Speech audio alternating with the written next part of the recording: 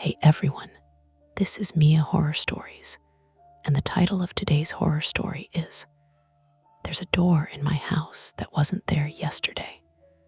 For your comfort, the screen will stay black throughout the video, so you can relax without strain and just focus on the story. Make sure you stick around until the end. Sometimes the last few moments are the ones that stay with you the longest. The first thing I noticed was the smell. Not rot, not gas, nothing that would make you run, but that dusty, papery odor you get when you open a long closed closet in an old house. Dry gypsum, cardboard, warm insulation, like someone had been sanding drywall somewhere out of sight. I stood in the hallway with my keys still in my hand, backpack strap cutting into my shoulder, and listened. The house didn't sound wrong. The refrigerator hummed the way it always did. Somewhere deep inside the walls, the heat clicked, settled. Outside, a car hissed over wet pavement. Ordinary, except the smell and the way the air felt a half-degree cooler along my right side, like a vent was breathing on me. Okay, I said out loud, because talking steadied me. That's new. I took 2 steps down the hall toward the back of the house. My shoes, soggy from the February slush, left shallow prints on the wood. The lights were off, because I always forget to flip the switch when I come in. And the only illumination came from the kitchen window and the thin gray afternoon beyond it. That's when I saw it. A door. Not a shadow, not a trick of light. A literal, painted, white interior door, closed, sitting flush in the right wall, where yesterday there was only drywall. And one framed print of a black and white photo of Amsterdam that I'd bought at a flea market, because it made me look like someone who traveled. The print was gone. I didn't move for a second. My brain tried to do its normal filing thing, misremembered layout, fatigue, new paint, renovations I forgot I approved, and came up empty. I'd lived in this house for 8 months. I knew every dumb little issue. The sticky bathroom latch, the stair that squeaked, the kitchen cabinet that never stayed shut unless you leaned your hip into it and lifted. There had not been a door there. I walked closer, slow in the way you approach something you've dropped and broken and don't want to see yet. The door was clean, with a brushed nickel handle on the left side, hinges on the right. Standard, almost generic. The trim around it looked finished, like it had always been there. No raw edges, no obvious patchwork, no dust piled on the baseboard. The paint even matched the wall, that soft off-white my realtor had described as bright and neutral, which was realtor speak for looks like a rental, no matter what you do. I reached out, hesitated, then tapped the door with my knuckle. Solid, hollow core like most interior doors. It gave a soft, familiar thud. I leaned closer, inhaled. The dusty smell was stronger here, mixed with something faintly sweet, like fresh joint compound, but not sharp like a new construction site. Just present. My phone buzzed in my pocket. I almost jumped anyway. I pulled it out and saw a text. Maya, you home? Can I swing by and grab my blender for a moment? I felt genuinely grateful for the mundanity of it. A blender. A stupid little appliance. Something with a clear place in the universe. I thumbed back with one hand, still staring at the door. Me, yeah, come by. Give me 10 then, because I didn't know what else to do. I opened my camera and pointed it at the wall. I took a photo. The flash washed the hall in harsh white, making everything look flatter and more fake. The door sat there in the image, like it had been installed by a competent contractor, not conjured by my brain. I zoomed in on the trim. The caulking line looked neat. No cracks, no unevenness. If this was a prank, someone had done skilled work in the few hours I'd been out, and they'd done it without leaving footprints, without dragging debris through my living room, without making any noise my neighbors would have noticed. My first thought was, the landlord. My second thought was, you don't have a landlord, you own the house. I bought it last spring after 2 years of arguing with myself about whether buying a loan was brave or stupid. I'd picked this place in a suburb north of Boston because it was close enough to the city that my commute didn't destroy my soul, and quiet enough that I could hear my own thoughts when I got home. That part had been important, maybe too important. I'm Evan Mercer, 32, and I've always told people I like quiet. It sounds like a preference. It's more like a coping mechanism. I set my backpack on the floor and listened again, letting the house settle into my ears. Refrigerator, heat, traffic, nothing else. I tried to tell myself the simplest explanation. Maybe I'd missed it in the walkthrough. Maybe the staging had hidden it. Maybe the photo had been covering it, and I'd never needed to move the print. Except I had moved it twice, because the nail kept slipping out of the drywall, and I'd cursed and patched it like an adult. There was no way a whole door had been behind it. I went into the kitchen and flicked the hall light on. The overhead bulb popped, then steadied. With the light on, the door looked even more normal, even more insulting in its plainness. The hallway was suddenly just a hallway again, except now it had a feature that shouldn't exist. I poured myself a glass of water to give my hands something to do. The faucet ran cold, metallic, and the water tasted like it always did, a little chlorine, a little limestone. I drank too fast and felt it hit my stomach. Then I did what I do whenever something doesn't make sense, and I'm afraid my reaction is going to embarrass me later. I checked the practical stuff. I walked to the front window and looked outside. Nothing strange in the yard. No van, no contractor. Snow turned to gray slush piled near the curb.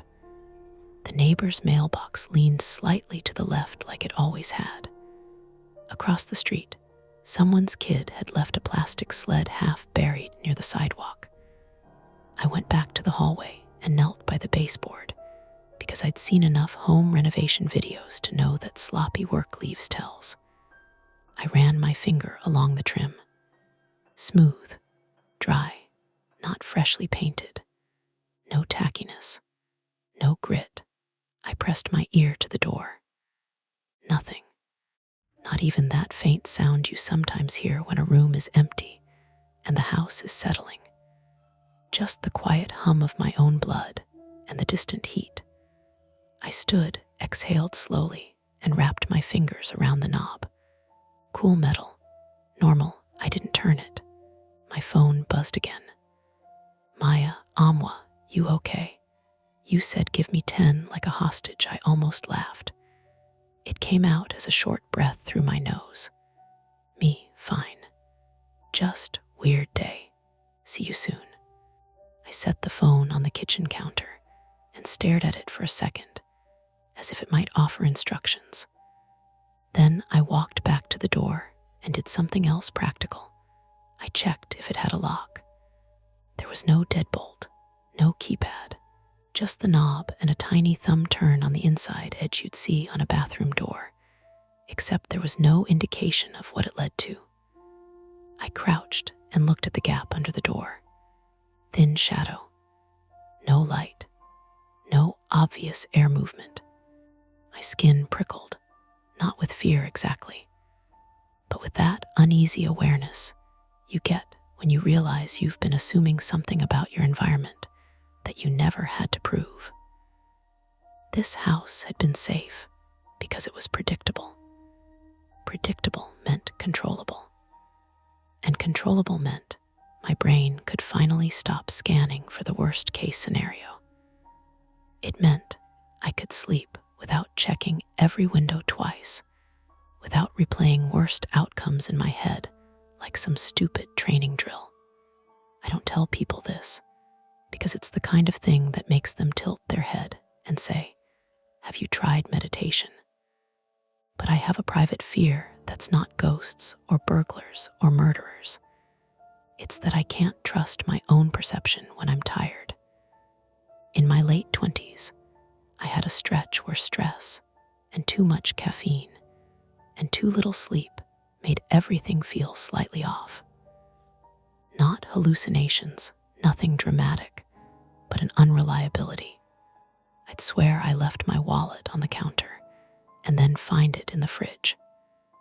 I'd reread emails 3 times because I couldn't remember if I'd sent them. It wasn't a diagnosis. It wasn't a breakdown. It was just a warning flare. And it scared me more than I admitted. So standing here now, with a door that should not exist, my first instinct was intruder. It was, what if this is me? I swallowed and looked away from the door, forcing myself to name objects out loud, like a grounding exercise I'd learned and hated. Coat rack, I said, staring at the hooks by the entryway. Shoes, umbrella, thermostat. Then I looked back, door, still there. A car pulled into the driveway. Gravel crunched, then stopped. A door slammed. Footsteps on the porch. A quick knock, 3 taps, familiar. I exhaled so hard it almost hurt. I opened the front door before she could knock again. Maya stepped in, shoulders hunched against the cold, cheeks pink, hair stuffed into a beanie like she'd given up fighting it. She held a tote bag on one arm and her keys in the other hand, a little jingle of metal as she kicked off her boots. Maya Rios, 31, female, has been my friend since my first job out of college, which means she's watched me become the kind of person who owns matching plates and still sometimes eats standing over the sink. She looked at my face, the way she always does when she's checking if I'm about to lie. "Okay," she said, drawing the word out. "You look like you just found a body, or you're about to tell me you joined CrossFit." I tried for casual. "Neither, come here." I led her down the hall.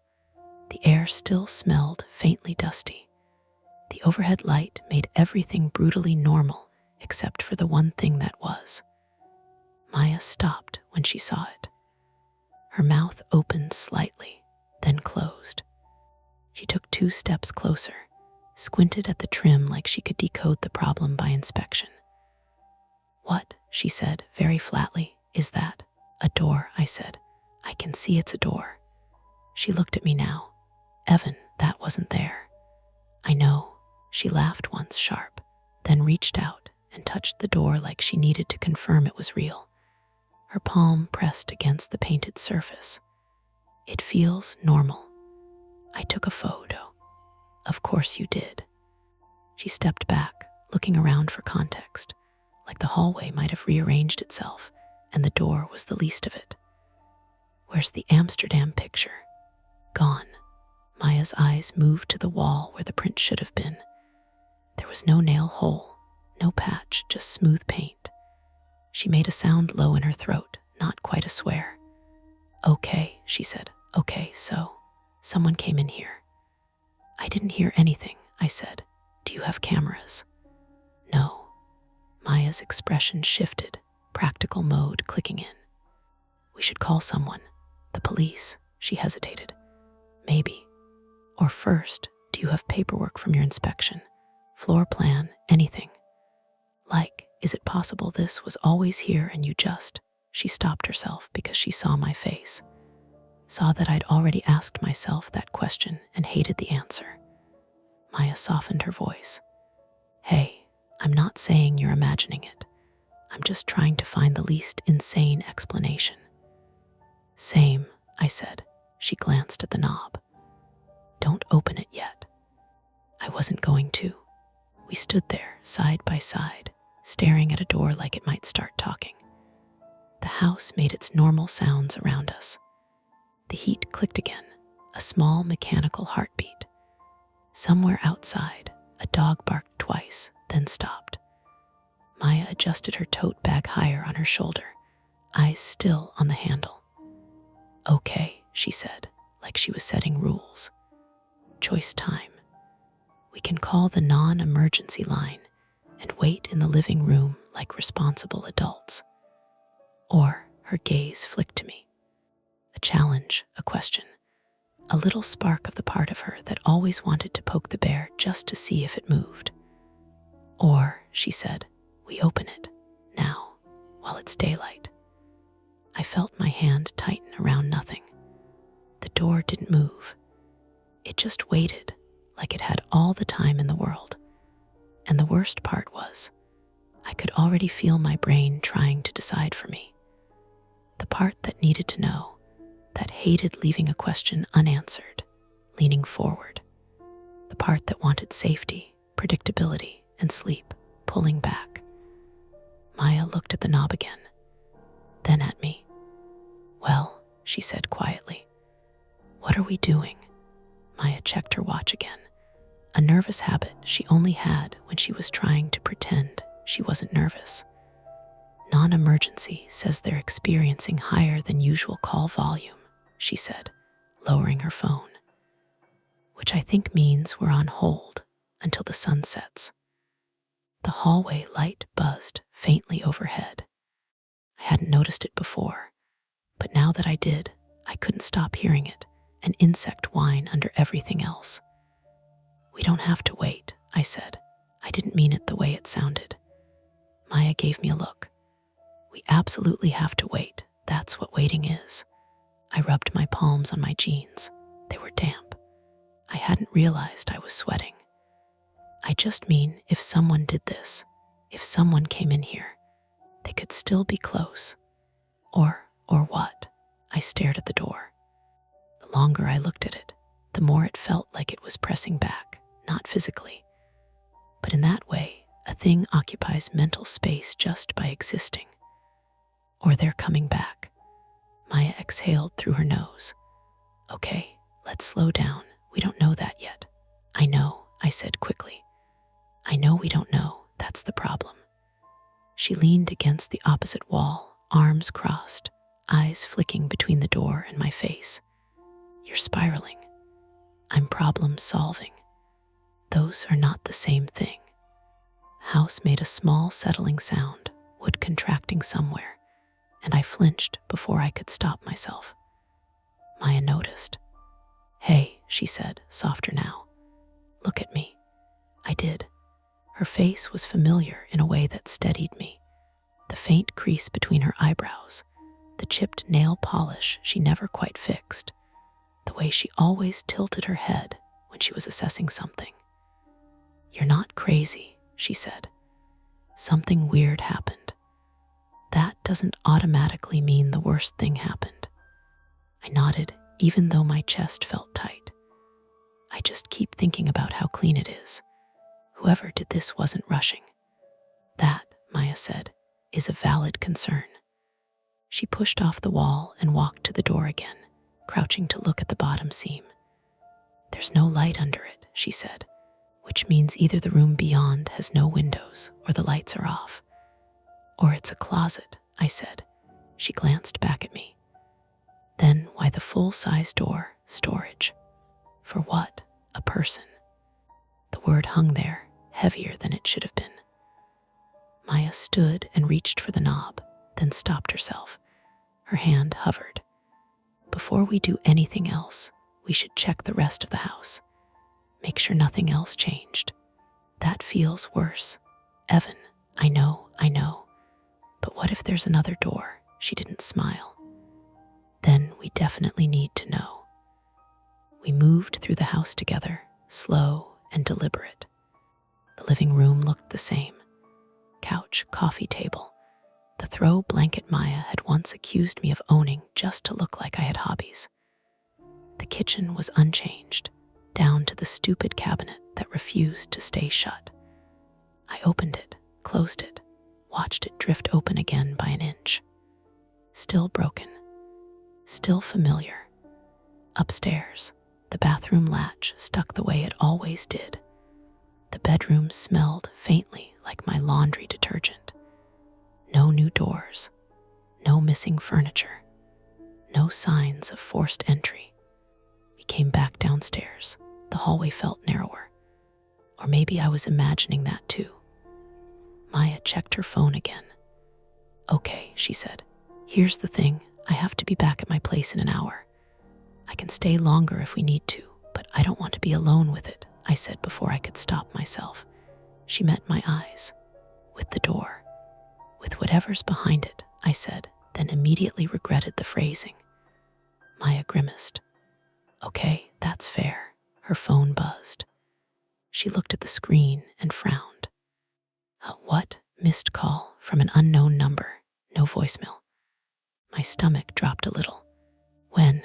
Just now, while we were upstairs. I forced myself to breathe. "Probably spam." "Probably," she agreed. She didn't look convinced. The hallway light flickered just once. Bright, dim, bright again. Maya looked up at it. "Is that new?" "No," I said automatically, then hesitated. "I don't think so." We stood there for a moment, both listening. The hum of the light seemed louder now, like it was leaning into the quiet. "I don't like this," Maya said. "We should call the police again. Maybe emergency this time. For a door. For an unauthorized structural modification to private residence," she said, quoting something she'd probably read online once. "That's not nothing," I nodded, reached for my phone. No signal. I frowned at the screen and walked toward the front of the house, holding it up like that would help. One bar flickered into existence, then vanished. "That's weird," I said. Maya checked hers. "I've got 2 bars. I took a step closer to her. My phone buzzed. Unknown number. I froze. "Maya," she looked at my screen. "Don't answer that." "I know." The phone buzzed again, then stopped. A second later, there was a sound from inside the wall. Not a knock, not a scratch. Something more subtle, a shift, like weight being adjusted. Like someone leaning back against drywall. Maya's breath caught. She reached for my arm, fingers digging in hard enough to hurt. "Did you hear that?" she whispered. I nodded. My mouth felt dry. "Yeah." The sound came again, a faint creak. Then nothing. We stared at the door. It didn't move. It didn't rattle. It just sat there, solid and patient. "This is no longer a waited-out situation," Maya said. "This is a leave-the-house situation." "Agreed," I said, relief washing through me at the decision.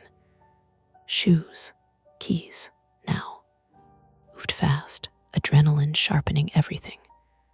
I grabbed my jacket from the hook by the door, my keys from the bowl on the console.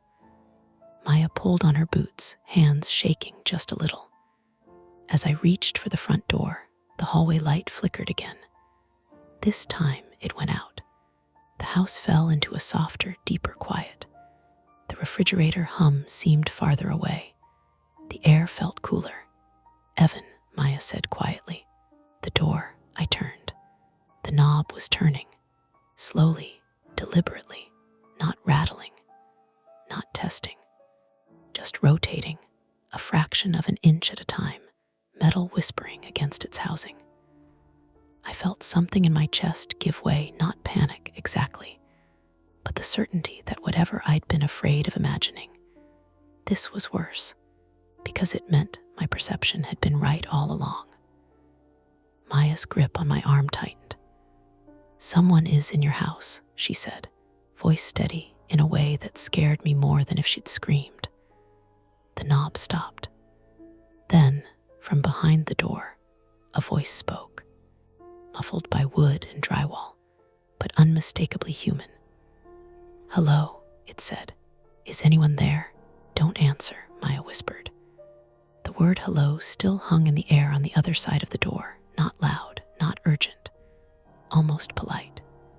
My hand was still on the front door handle. If I pulled it open, we'd be outside in 3 seconds, down the porch steps, into the driveway, distance between us, and whatever had rearranged my house. The idea of cold air and open space felt like oxygen. Behind us, the hallway remained dark. The only light came from the living room lamp, casting a long, warped rectangle across the floor that stopped just short of the door with the voice behind it. "Evan," Maya said, low and firm. "We leave. Now," I nodded. From behind the door, the voice spoke again. Closer this time. Or maybe it just sounded closer because I was listening harder. "Please," it said. "I think I'm stuck." Maya's fingers tightened on my sleeve. I felt the tug, the clear instruction in it. Don't engage. She was right. Engaging made things real, made them complicated. I turned the front door knob. It didn't move. I stared at it, confused, and tried again. The latch refused to give. "What?" I muttered. Maya leaned in, trying the deadbolt. "Did you lock this?" "No, I never lock it when I'm home." She twisted harder. Nothing. A slow, creeping heat spread across my chest. "It's jammed." "Or locked from the outside," she said.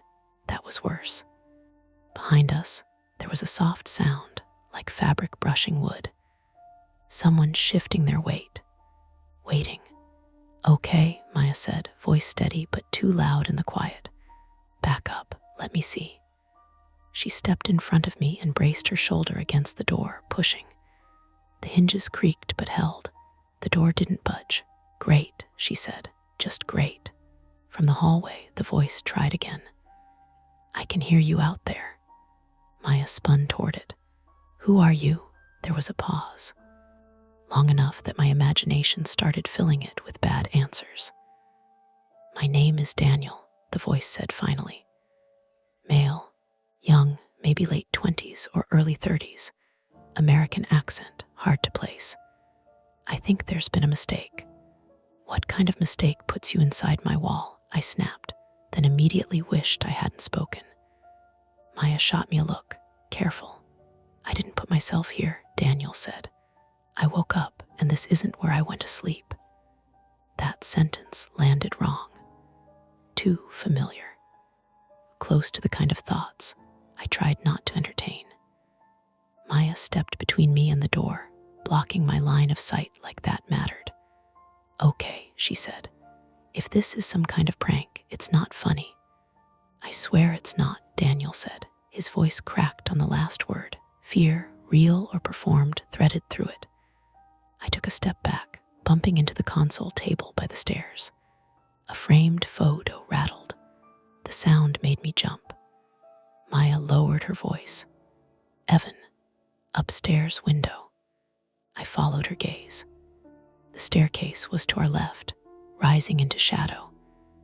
If we could get upstairs, there was the bedroom window that overlooked the side yard.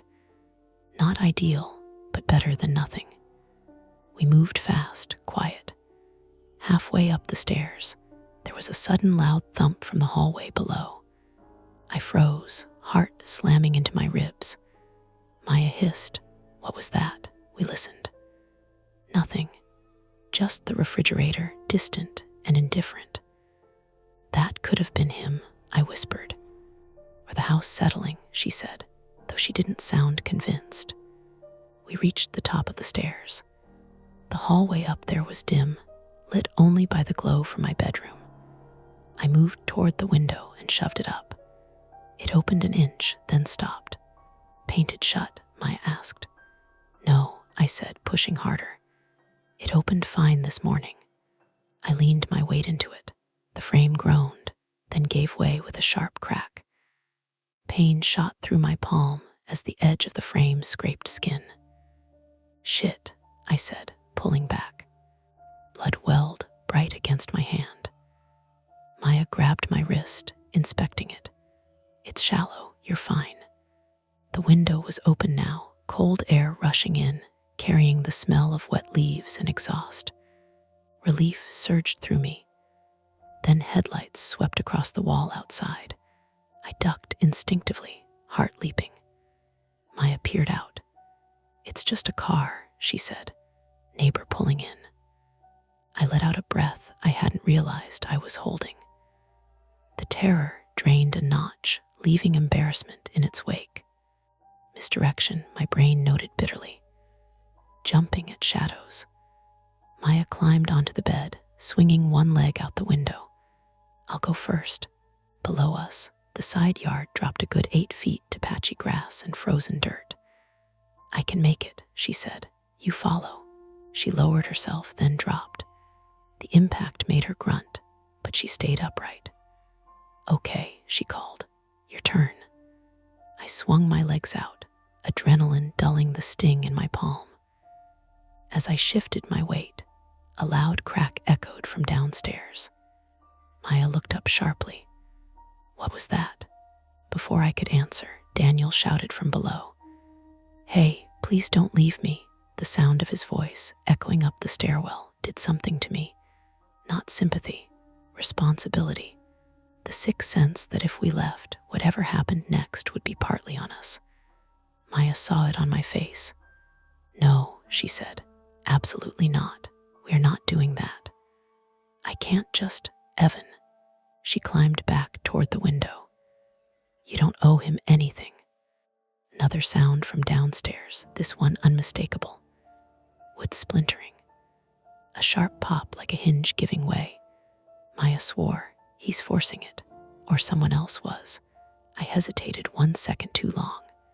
From below, the front door slammed. The house shuddered. Maya's face drained of color. Someone else is here. The realization hit me like ice water. 2 possibilities collided in my head. Daniel wasn't alone, or Daniel wasn't the threat we thought he was. "We can't go now," I said. "They're in the house." Maya stared at me, then nodded once. Decision made, even if she hated it. We retreated from the window, pulling it down as quietly as we could. My hand throbbed, sticky with blood. Downstairs, footsteps moved through the living room.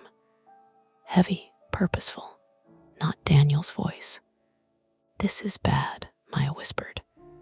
The geography of the house pressed in on me, suddenly very clear. 1 staircase, 1 front door, 1 back door off the kitchen. And that door in the hallway, now very much open if the sound I'd heard meant what I thought it meant. We crept to the top of the stairs and peered down. The hallway light flickered back on. The door was open, not wide, just enough to see that it didn't lead to a closet. It led to a narrow, unfinished room that cut deeper into the house than should have been possible, raw studs and insulation exposed, like someone had peeled the walls back to reveal a secret corridor that violated every sense of the home's dimensions. Daniel stood just inside it, hands raised. Facing him, blocking the hallway, was a man I didn't recognize, holding something heavy and metal at his side. The man turned his head and looked straight up at us. Maya sucked in a breath. He saw us. The man smiled. Behind him, Daniel's eyes met mine, wide and terrified. The front door slammed again, this time from the outside. Locked. The man didn't rush us. That was the first thing that made it worse.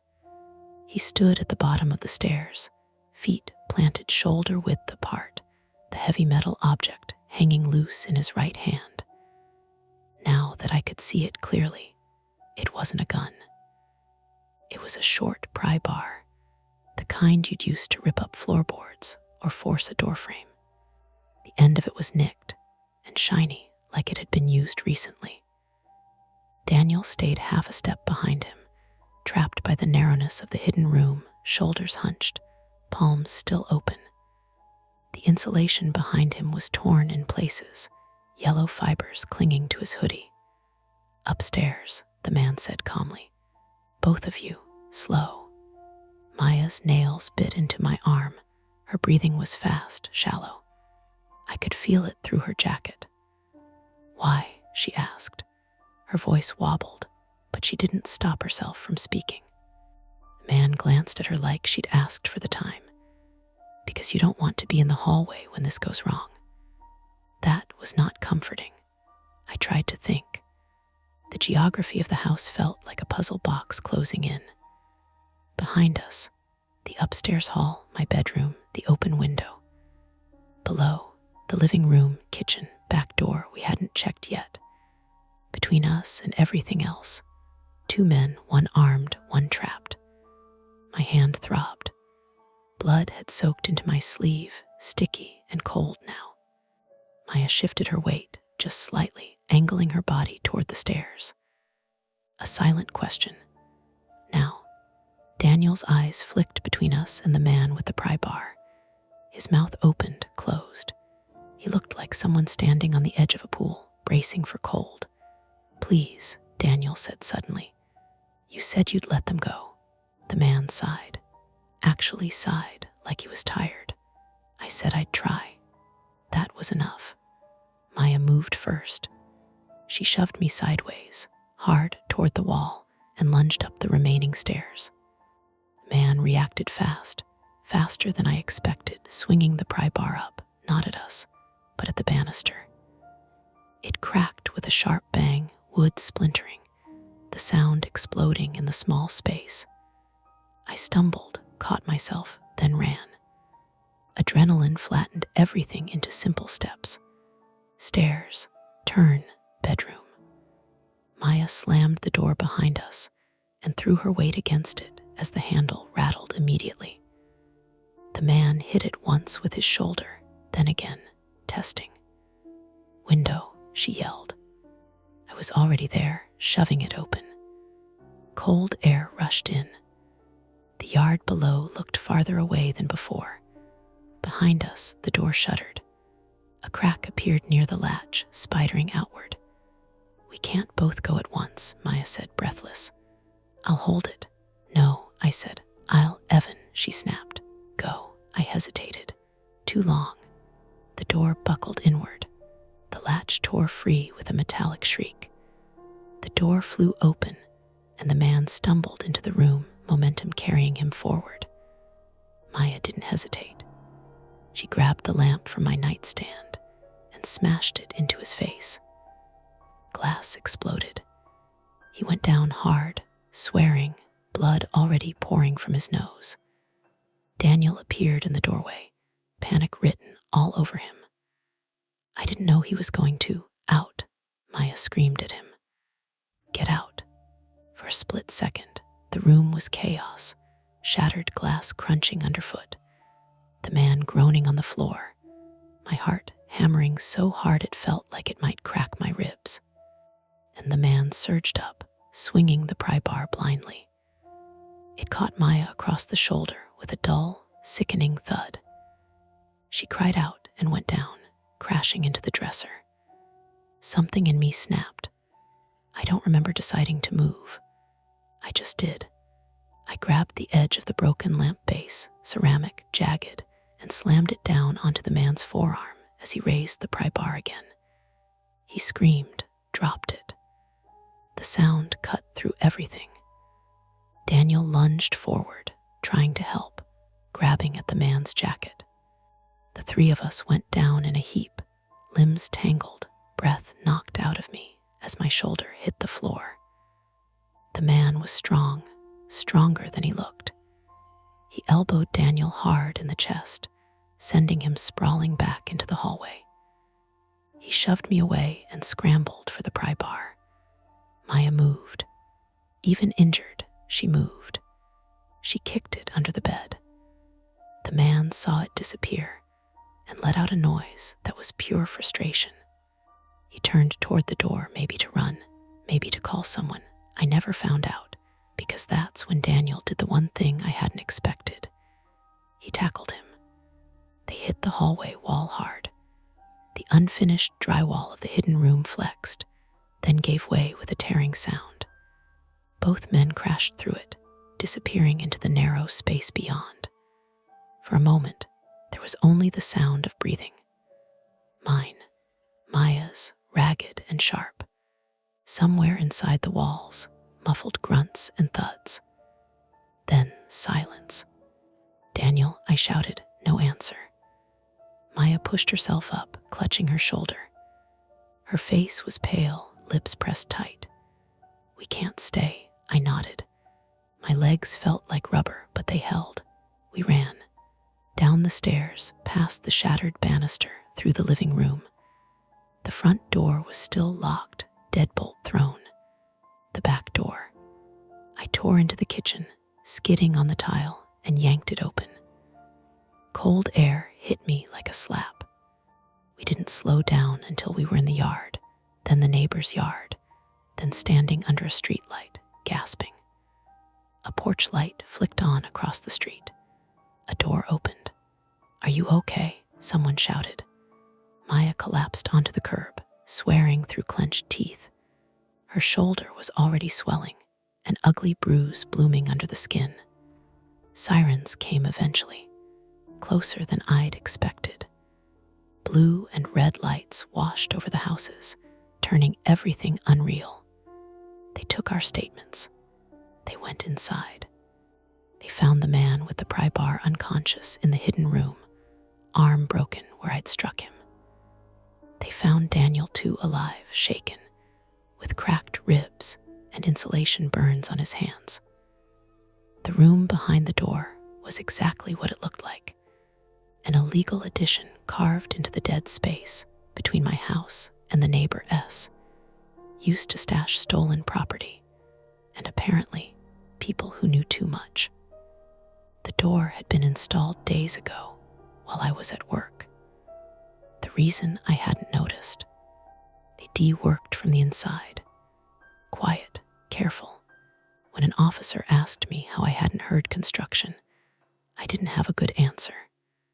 I just kept thinking about how close I'd come to convincing myself it was all in my head. As the EMT wrapped Maya's shoulder and taped up my hand, the house loomed behind us, windows dark, doorway gaping. It looked smaller somehow, like it had given something up. The house didn't feel like mine after that. It took 3 hours for the police to finish processing it, and even then, they didn't let me back inside right away. I sat on the curb, wrapped in a gray blanket that smelled faintly of disinfectant, watching uniformed backs move in and out of my front door. The porch light stayed on, bright and accusing. Maya was in the ambulance for a while. They said it was a clean fracture of the clavicle, painful, but straightforward. No surgery unless the swelling got worse. She insisted on walking herself out when they were done strapping her arm into a sling, jaw set, eyes unfocused in that way people get when adrenaline finally loosens its grip. "I'm fine," she kept saying, to anyone who looked at her too long. "I just need ice and sleep." They cleaned my hand and wrapped it tight. The cut didn't need stitches, just steri strips and a warning to watch for infection. When the EMT asked me if I felt dizzy or disoriented, I almost laughed. "Yes," I said, "but I think that's unrelated." A detective named Harris, mid-40s, tired eyes, voice like he'd repeated the same reassurances too many times, sat with me on the steps and went over everything again. Timeline, when I'd left that morning, when I'd come home, whether I'd had any contractors over, whether I'd noticed anything off in the past week, smells, sounds, gaps in my routine. I told him about the dust smell, the phone call, the way the door had looked finished, like it belonged. He nodded, jotting notes. "They're good at that," he said. "The ones who last longer." "Last longer where?" I asked. He hesitated. "In places people don't look too closely." Daniel was taken out on a stretcher not long after, oxygen mask fogging with each breath. His eyes met mine for a second as they rolled him past. He lifted one hand weakly, like he wasn't sure whether waving was allowed. I didn't wave back. The man with the pry bar left in the back of a cruiser, arms splinted, face slack with pain. They said he'd broken 2 bones and torn something in his wrist. He didn't look at me. When they knew I wasn't going to collapse or bleed out, the officers finally let me inside. Not alone, never alone. They walked me through my own house like it belonged to someone else. The hallway looked wrong in daylight. The hidden door was still there, now wide open, yellow tape draped across it. Without the tension of the night pressing in, the room beyond it looked smaller, sadder. A crime scene stripped of its menace by fluorescent work lights and evidence markers. Raw studs, insulation, a couple of duffel bags on the floor, empty water bottles, a portable charger plugged into an extension cord that ran somewhere deeper into the walls. Utilities, the officer explained when I asked. They tapped into your power. Minimal draw, hard to notice. I stared at the wall where my Amsterdam photo had hung. The print was gone for good. So was the sense that the wall was solid, that it meant what it said. They told me I couldn't stay there that night. Structural safety, ongoing investigation. A city inspector would need to come out in the morning. Insurance paperwork would follow. Maya stayed with me at a hotel near the highway. She took the bed closest to the bathroom so she wouldn't have to maneuver around too much. I lay awake listening to the air conditioner cycle on and off, counting the seconds between each mechanical sigh. At some point, she said quietly, "You did good." I turned my head. I almost froze. But you didn't. I thought about the moment at the window. How close I'd been to leaving. How much easier it would have been. I don't trust myself, I said. The words came out flat, like a fact I'd finally accepted. Maya was quiet for a long time. You trusted yourself enough to act when it mattered. The city inspector came the next morning. Then the insurance adjuster. Then another detective. The house filled up with strangers again, measuring and photographing and murmuring. They cut open more walls, exposing how the hidden space had been threaded between structures like a parasite. It was legal jargon and municipal codes and timelines, all of it flattening the experience into something manageable on paper. They removed the door, or tried to. When the contractor put his shoulder into it, and it didn't budge the way he expected, he frowned. That's odd. He got a pry bar not lost on me and worked it loose with a grunt. When it finally came free, it left a clean rectangular void in the wall. A wound, the kind you could patch, but never quite erase. The house smelled like dust again for days after, even with the windows open. Daniel called me once from a number I didn't recognize. I let it go to voicemail. He didn't leave a message. The detective said he was cooperating, that his story checked out, that he'd likely avoid serious time. I didn't ask for more details. Maya went home after 2 nights. She hugged me carefully, one-armed, and promised to come back when I was cleared to move in again. You're not allowed to pretend this didn't happen, she said, half joking. Just don't let it eat you alive. When I finally slept in my own bed again, the house was quieter than before. Not peaceful, just aware of itself. Every click and groan landed sharper. I learned the rhythm of it all over again.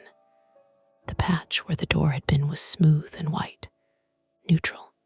If you didn't know where to look, you'd never guess it had held anything else.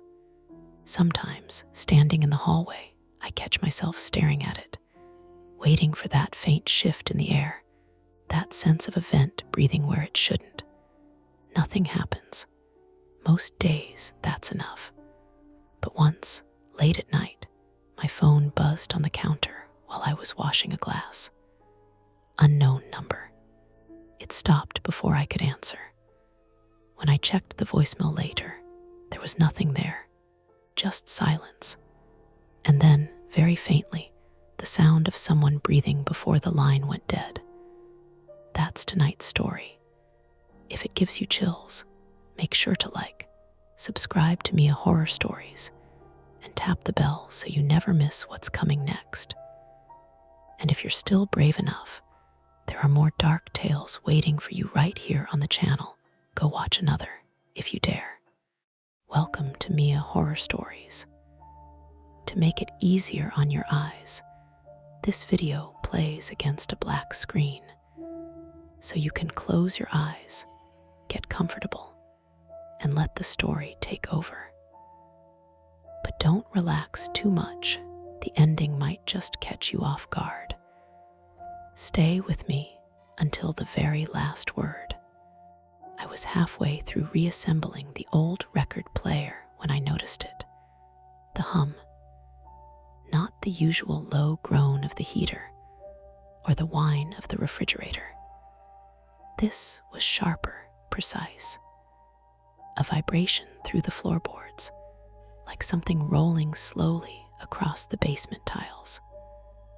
I froze, screwdriver in hand, peering over the edge of the couch at the basement door, painted gray like the rest of the trim, unremarkable in every way. My fingers ached from tightening screws. My palms were sticky with dust and rust. And still, the hum persisted. "Did you hear that?" I called out, even though I knew the only other person home was my roommate. From the kitchen, the sound of a coffee mug clinking against the counter answered me. "Hear what?" Jake's voice, 27, male, a grad student with a bad habit of wearing sweatpants all week, carried that tone of casual dismissal reserved for things that sound slightly inconvenient. He came into the living room, a mug in hand, hair sticking up in the front like it had fought a losing battle with his pillow. "Down there," I said, nodding toward the basement. The hum was quieter now, but I could still feel it through the soles of my socks. Jake leaned against the doorframe, tilting his head. Probably the sump pump, or raccoons, or maybe the pipes. He sipped his coffee like he'd solved a mystery. Jake was the kind of guy who always had an explanation, even if it didn't really explain anything. I frowned, the screwdriver weighing heavy in my hand. My apartment was on the edge of Baltimore, 2 flights up in a building that had survived at least a century of winters. The smell of damp plaster and old wood was always present, faint. But now there was something sharper, a tang of metal or wet concrete. Subtle, but wrong. "I don't know," I said. "My name is Carol. I'm 29, female. Freelance graphic designer, currently unemployed, currently nervous, currently overthinking a noise that probably didn't matter." My apartment was my refuge, and this noise, this persistent, deliberate vibration, felt like someone had drawn a line across my sanctuary and dared me to cross it. Jake shrugged. "Your call, but I'm not going down there. You go if you want." I glanced at the basement door. It was a normal door, normal handle, normal everything. And still, it was like it pulsed with expectation. I could feel the hairs on the back of my neck rise. Normally, I'd have ignored it, maybe texted the building manager, maybe even waited until tomorrow. But my curiosity always got the better of me, and my anxiety, well, it sometimes tricked me into proving I was brave when I was. I knelt, testing the doorknob. It was cool, solid, and yet something was off. A faint resistance, like the door didn't want to open, or maybe someone had just closed it too hard earlier and it had swelled. I exhaled slowly, trying to convince myself of the mundane. "You're not seriously going down there, are you?" Jake asked. His voice had shifted, lighter now, a hint of teasing. "I just want to check the fuse box. Make sure everything's fine. You know, safety first." My voice sounded higher than I intended, a little too eager. The lie felt flimsy even as I said it. My friends, my mother, even strangers on the street would tell me the same thing: don't go down there. And part of me knew it wasn't just about the basement. It was that I had this thing with enclosed spaces, with unexpected noises, with being alone somewhere where escape felt difficult. But I didn't want to admit that, not even to myself. Jake raised an eyebrow. "Fine, but text me if you see you know anything weird. I'll be in the kitchen. And Carol," he paused, as if warning me, "don't take too long." The basement door swung easily when I finally turned the knob. Dust motes danced in the streaks of late afternoon sunlight that managed to slip through the window at the top of the stairwell. The first step down creaked under my weight. I could hear the hum more clearly now, vibrating through the concrete walls rather than the wooden floor above. It was low, steady, mechanical, intentional. I turned on the single bare bulb dangling from the ceiling. It buzzed faintly, flickering once, and revealed the familiar basement.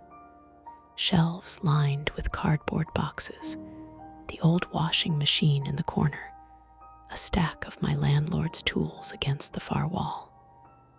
And yet, there was something different.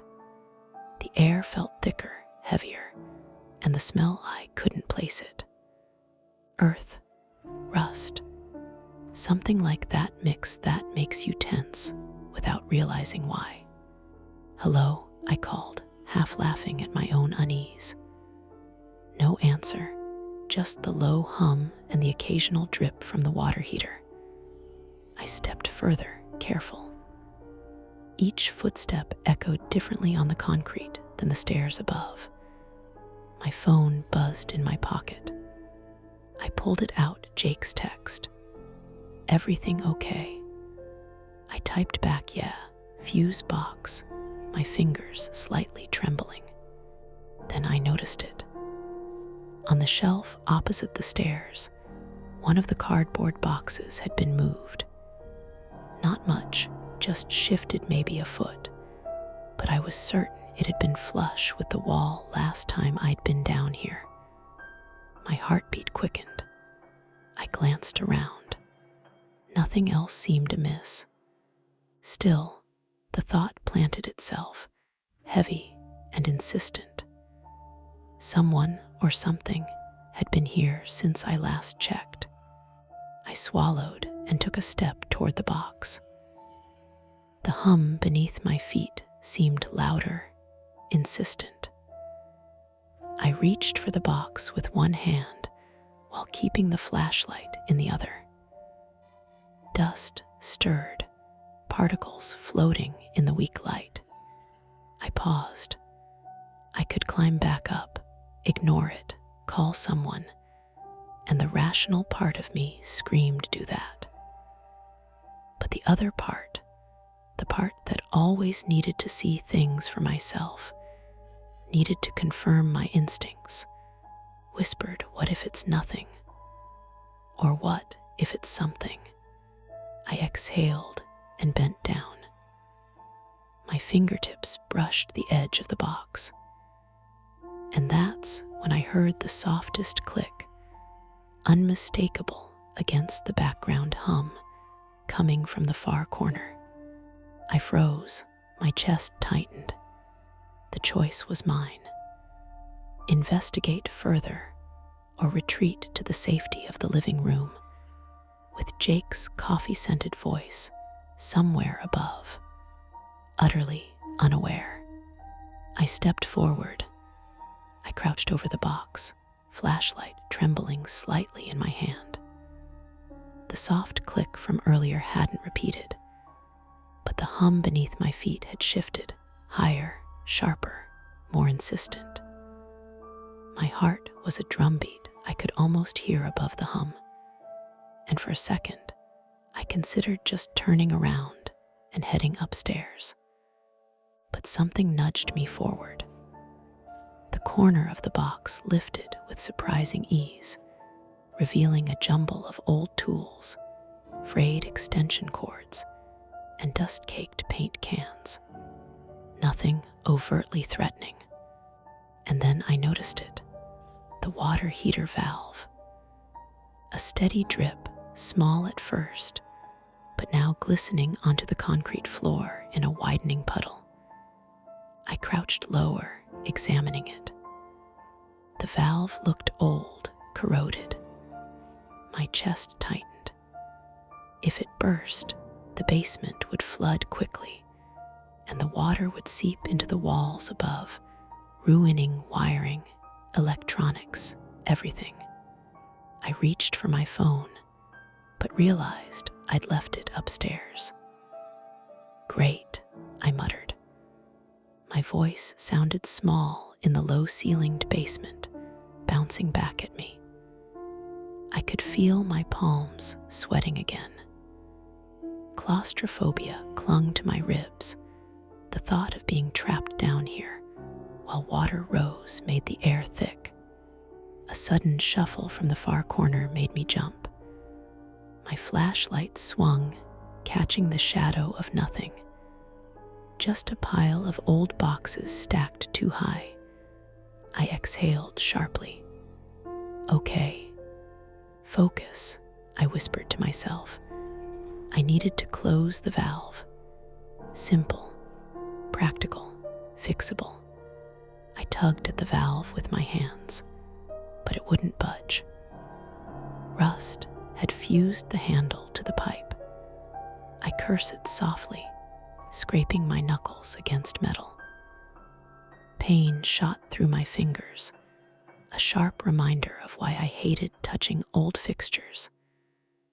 The hum seemed to vibrate through the floor, even more insistently, as if the basement itself was aware of my fumbling.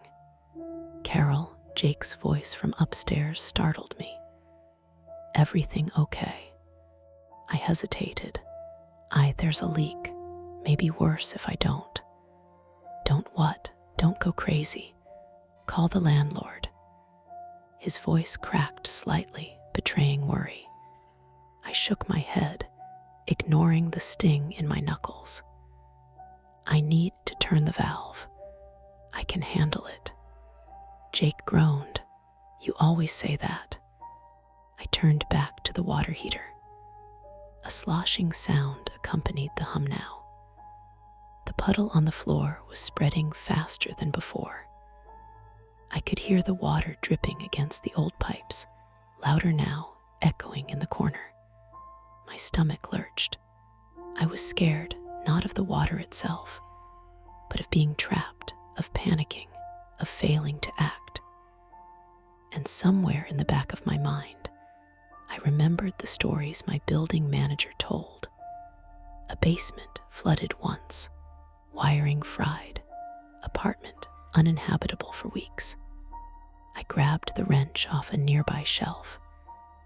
The metal felt heavy, awkward in my hands.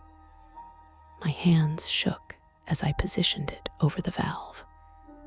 The first turn did nothing but scrape my knuckles raw. The hum seemed to thrum with each twist, vibrating through the metal wrench, through my arms, through the soles of my shoes. I curse it again. A soft thump came from the far wall. I froze. Footsteps. No, too random. The basement was supposed to be empty. My chest tightened, my breathing shallow. I could almost hear my pulse pounding in my ears, drowning out the hum, the drip, the soft scuff of something brushing against concrete. Carol, Jake's voice again, closer this time. I think you should come up now. I hesitated. The leak was getting worse. Water had begun spreading toward the stairs. If I left, the apartment might flood. But if I stayed, my fear threatened to overwhelm me. I swallowed, feeling the familiar tug of claustrophobia coil around my ribs. Another soft scrape from the corner. My flashlight caught a glint, a crowbar. Someone had left a tool leaning against the wall, partially obscured by shadows. My stomach dropped. I hadn't seen it before. My mind raced. Building maintenance, last tenant, prankster neighbor. None of it mattered. It was here now. I tried to twist the valve again. Pain, frustration, fear all collided. My chest tightened, a physical reminder that I hated being powerless. I was always the type to overthink, to plan, to anticipate. But here, none of my plans mattered. The water continued to spread. The hum intensified. And then it happened. A low groan, metallic and resonant, like the pipes themselves were straining.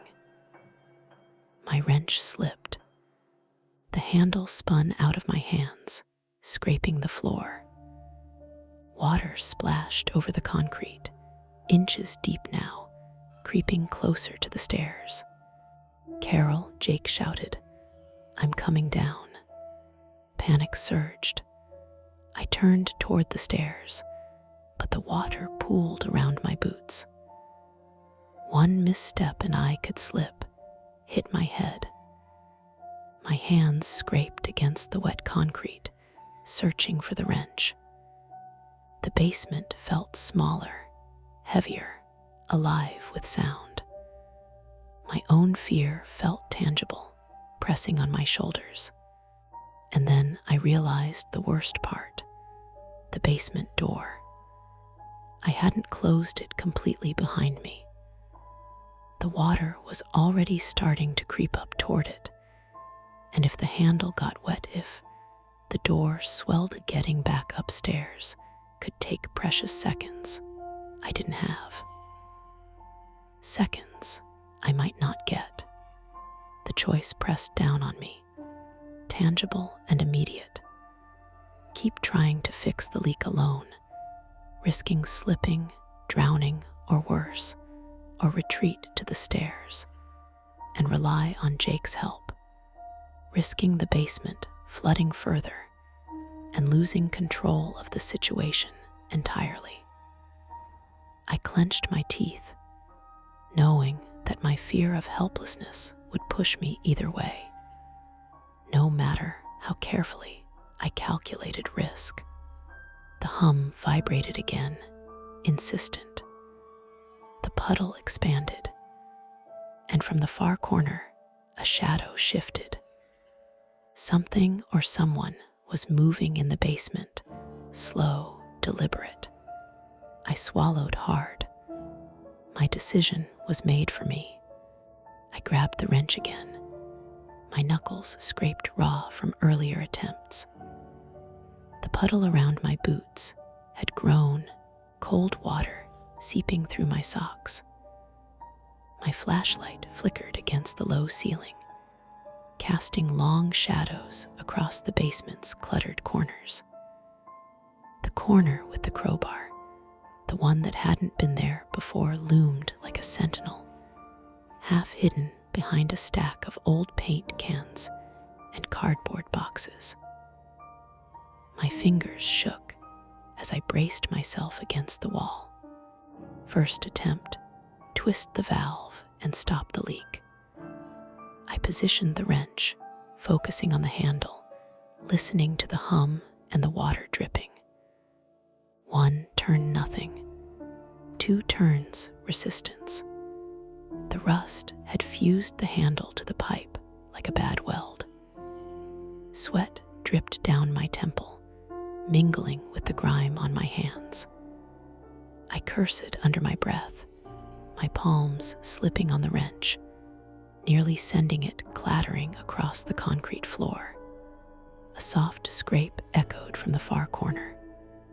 My heart jumped. I spun the flashlight around. Nothing, just the corner of the basement stacked with boxes. The hum vibrated under my feet in rhythm with my pulse. I exhaled shakily. That wasn't someone, I told myself. It was just pipes settling, maybe the building shifting, gravity at work. Rational explanations, but they did little to calm the tightening coil of fear in my chest. Jake's voice came again from upstairs. "Carol, are you still there? That leak." "I know, I'm trying," I shouted, the echo bouncing off the concrete walls, mingling with the hum and the drip. Second attempt, remove the valve entirely. I needed leverage, something to force the corroded handle loose. I scanned the basement, toolbox by the wall. Kneeling in the spreading puddle, I dragged it closer. Tools clattered in the box, jostled, creating a brief metallic echo that made me flinch. Wrenches, pliers, pipe cutters, all of them slick in my hands. My back ached from crouching. A twinge in my shoulder reminded me I wasn't built for contorting under low ceilings for long periods. I positioned the pipe cutter around the valve. Just as I tightened, the flashlight flickered and died. Darkness pressed in. The basement felt smaller, heavier. Cold water squished between my toes. My breath came faster. I fumbled in the toolbox for spare batteries. Clatter, bang. Another box tipped over, spilling paint cans across the floor. My heart leapt. The noise was that the hum growing louder, or had someone stepped forward in the corner? I yelped and spun. Shadows danced, jagged shapes from boxes, pipes, and water-streaked walls. Nothing moved. Relief hit, but the puddle beneath my knees had grown inches deeper. I realized the low drain had partially clogged earlier, slowing the outflow, and now it was barely keeping pace. My own misstep had made it worse. Exhaustion was creeping in. My fingers cramped. My shoulders burned. Each turn of the wrench required a conscious effort, mental and physical. I cursed myself for leaving my phone upstairs, for insisting on handling it alone. I imagined Jake climbing down to help. He'd be careful, systematic. But I had pride and fear tangled in my chest, forcing me to do it myself. Then came the misdirection. A shadow moved along the wall, human-shaped, tall, looming. I froze, letting my mind run through worst-case scenarios. A neighbor, an intruder. My hands gripped the wrench, knuckles white. The shadow moved again closer. I yelled, shoving at the nearest box, the clang echoing in the basement. And then Jake's voice, tinged with frustration and laughter. "Carol, stop knocking over my stuff." That was just the heater pipe rattling. I sank to the floor, shaky, heart hammering, half laughing, half crying. It was nothing, but it was everything. The basement was a trap of my own making. Low ceiling, slippery floor, cluttered corners, corroded pipe, failing tools, shadows playing tricks. My fear had made the space feel alive, malevolent. Third attempt. Redirect water to the floor drain while attempting to force the valve. I grabbed a mop from the corner, swiping water toward the drain.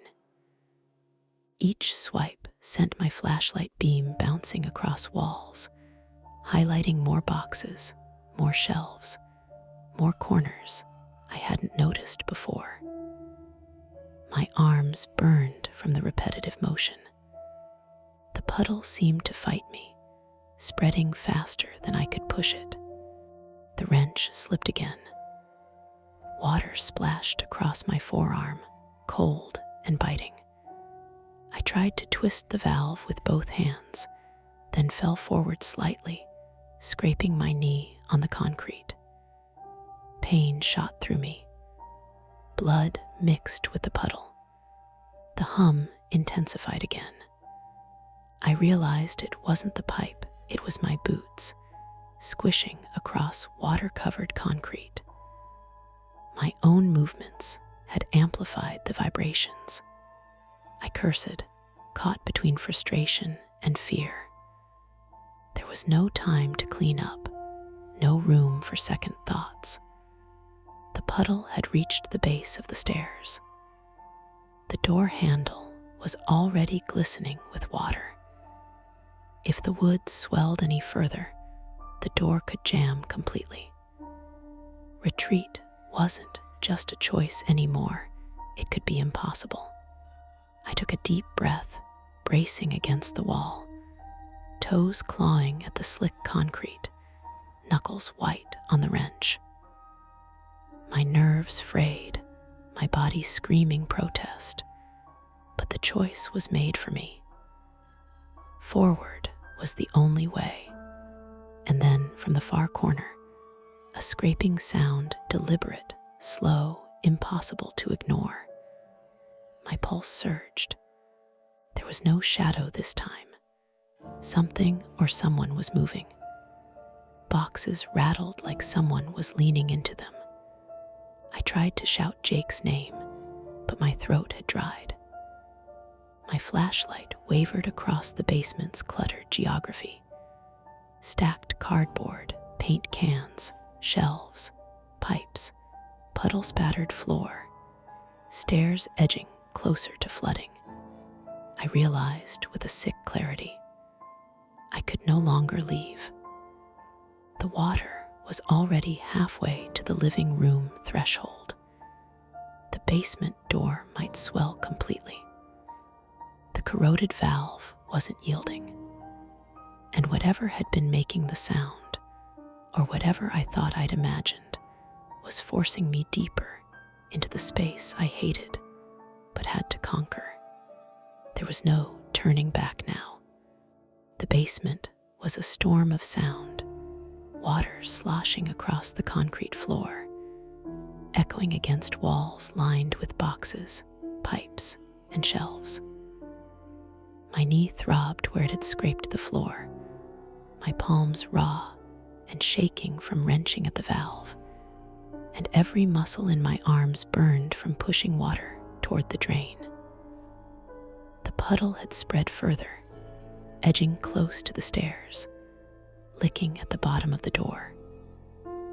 Retreat wasn't just difficult, it was dangerous.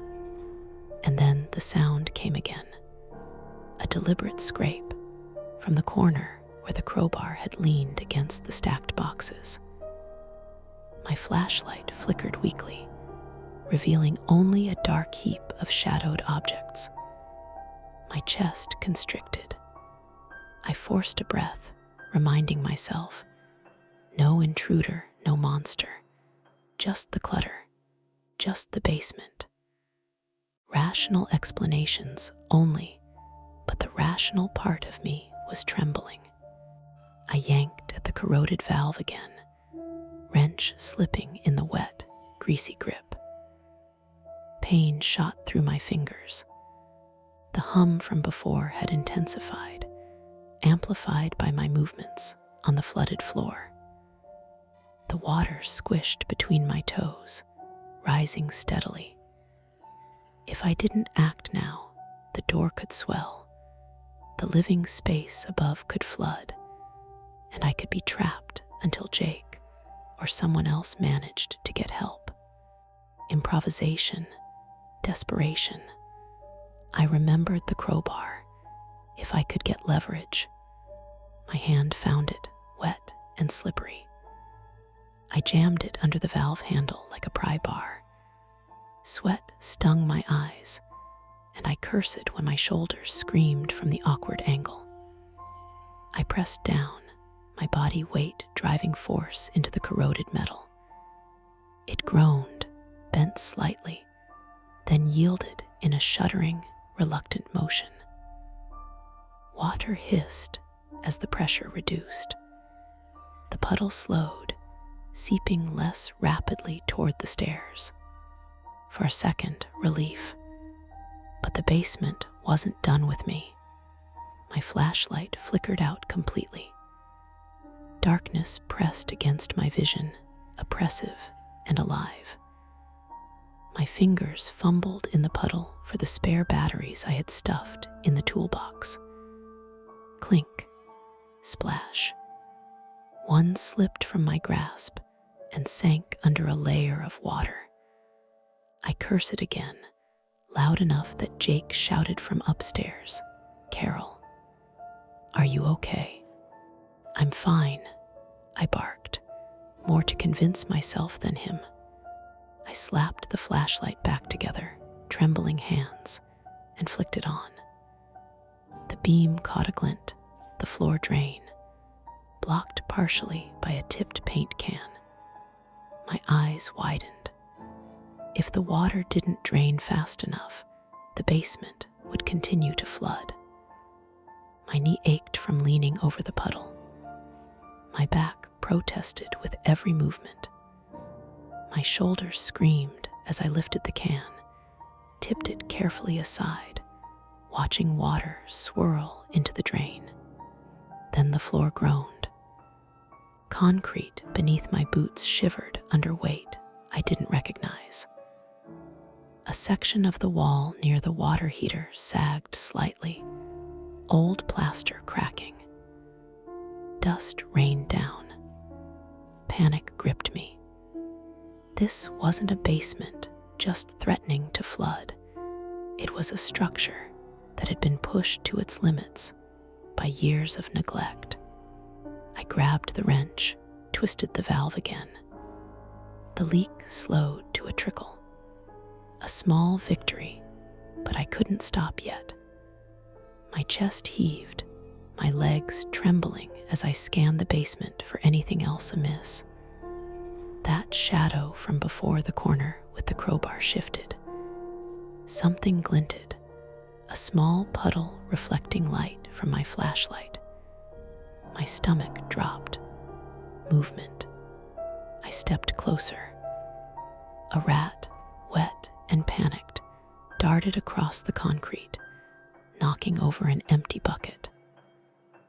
My muscles relaxed fractionally, but the fear lingered, gnawing at my nerves. Misinterpretations had nearly sent me over the edge, but so had the relentless pressure of the environment itself.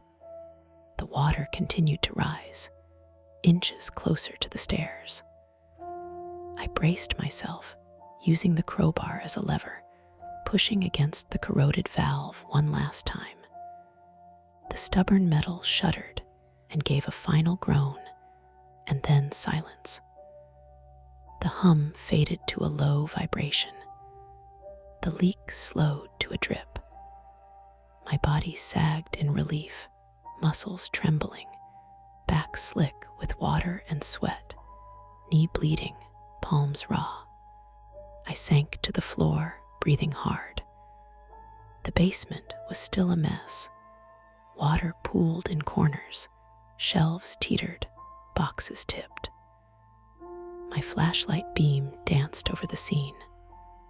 I could see the crowbar, still wet, the valve finally holding, the floor sloshing only minimally now. My heartbeat gradually slowed, though a tight coil of adrenaline remained in my chest. Jake's voice called from upstairs, tense but relieved. "Carol, you okay?" "I think so," I said, voice rough, shaking. "Valve holding. The water's mostly drained."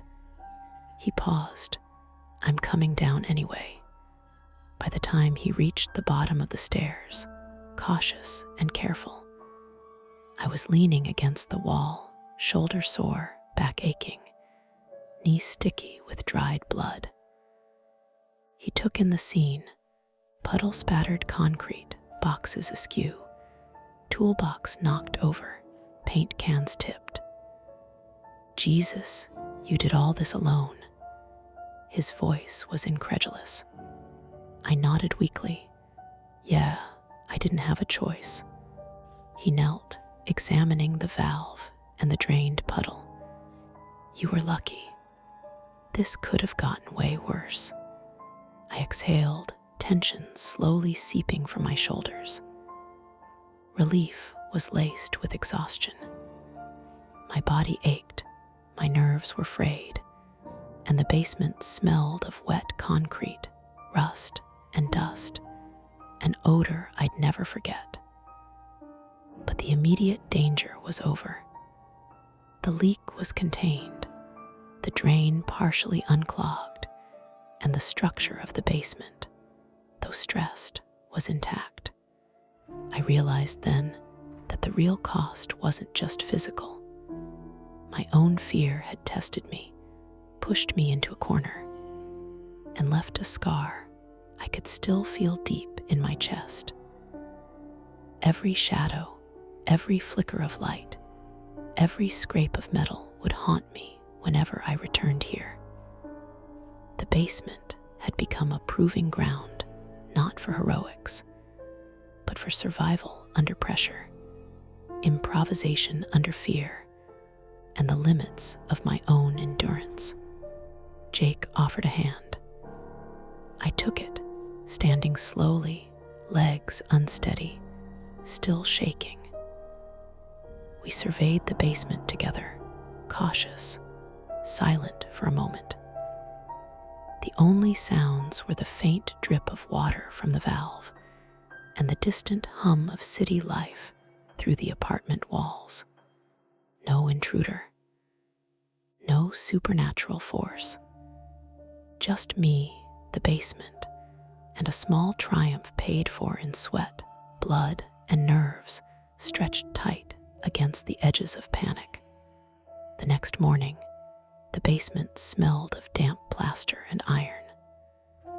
Sunlight streamed weakly through the small window near the stairs, catching on the residual puddles and highlighting the splayed boxes and tipped paint cans. I was hunched over the mop, wiping up the last of the water, my knee wrapped in a clean bandage, fingers still scabbed from scraping the concrete. Jake hovered nearby with a first aid kit and an expression somewhere between exasperation and relief. "You did too much," he said softly, handing me a new pair of gloves. "You should have called someone." "I couldn't," I admitted, voice tight. "I don't know. I just couldn't wait."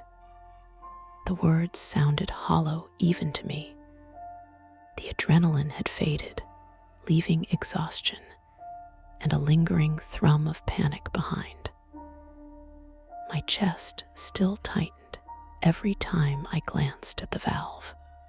Jake knelt, inspecting the water heater and the valve. It's holding for now, but we need to call the landlord, maybe a plumber. This thing isn't reliable. I nodded, silently agreeing, though the thought of explaining the full chaos was nearly unbearable. The basement had become a minefield, a place where my own anxieties had met real danger, and both had almost broken me. But relief, even cautious relief, was still relief. I walked slowly up the stairs, feeling the slickness under my boots, each step deliberate. My phone buzzed. A message from the building manager. Is everything okay down there? I heard some banging last night. I froze for a moment, heart still racing, then typed, "Yeah, just some water leak. All good now." Jake followed, carrying a few of the salvageable boxes upstairs. "You should rest," he said. His voice was careful, as if approaching a delicate object. "I'll finish cleaning." I leaned against the banister, staring into the living room, trying to ground myself in ordinary things. The hum of the refrigerator, the light filtering through the blinds, the faint smell of coffee Jake had made. But ordinary didn't feel ordinary anymore. The basement, that small subterranean space, had left a mark. Every shadowed corner, every box, every metal pipe carried the memory of fear. I forced myself to move on. Shower, coffee, a few texts to friends explaining why I was late to plans. Normalcy, staged but necessary. But even as I typed, I felt the twitch in my shoulder, the ache in my knee, the burn in my hands. My body had recorded every detail, every misstep, every scrape, every slip. Jake came into the living room. "You know," he said, shifting uncomfortably, "we should probably keep the basement locked for now. Don't want anyone going down there." "I know," I replied. My voice sounded steadier than I felt. "And I'm not going down there again." He nodded, but I caught the brief hesitation in his gaze, the unspoken question. "Are you sure?" We spent the rest of the morning arranging the remaining boxes and cleaning tools. The apartment slowly regained its usual rhythm. Dishes clinking in the sink, coffee steam curling. Toward the ceiling, distant sounds of the city outside the windows. But the basement lingered in the periphery of my mind, a place where time had stretched, where fear had compressed, and where I had learned the cost of impatience and pride. Later, as I stood by the living room window, watching a delivery truck lumber down the street, I thought about the small glint of metal I had almost mistaken for an intruder. The rat had been real, yes, but it had felt enormous in the low light, amplified by my fear. I wondered if, somewhere beneath the stacked boxes and puddles, another object, another shadow, had been there all along, unnoticed, a trace of movement I hadn't accounted for. Jake joined me silently. We sipped coffee, the warmth grounding us. He didn't say much. Sometimes he glanced toward the basement door. Sometimes I did too. Silence settled between us, comfortable yet edged with tension. Neither of us wanted to speak of the adrenaline, the terror, the decisions made under duress. Some experiences couldn't be fully articulated, only remembered in muscle memory and subtle dread. By evening, the apartment smelled normal again. Coffee, old wood, faint detergent. The living room felt spacious, safe. But whenever I passed the basement door, a shiver tugged at my spine. I told myself it was just fear, residual adrenaline, imagination, rational explanations.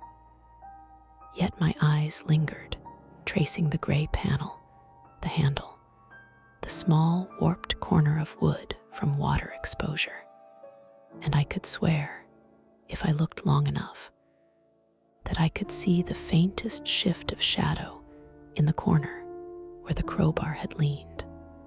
I didn't go down. Not yet. Maybe never.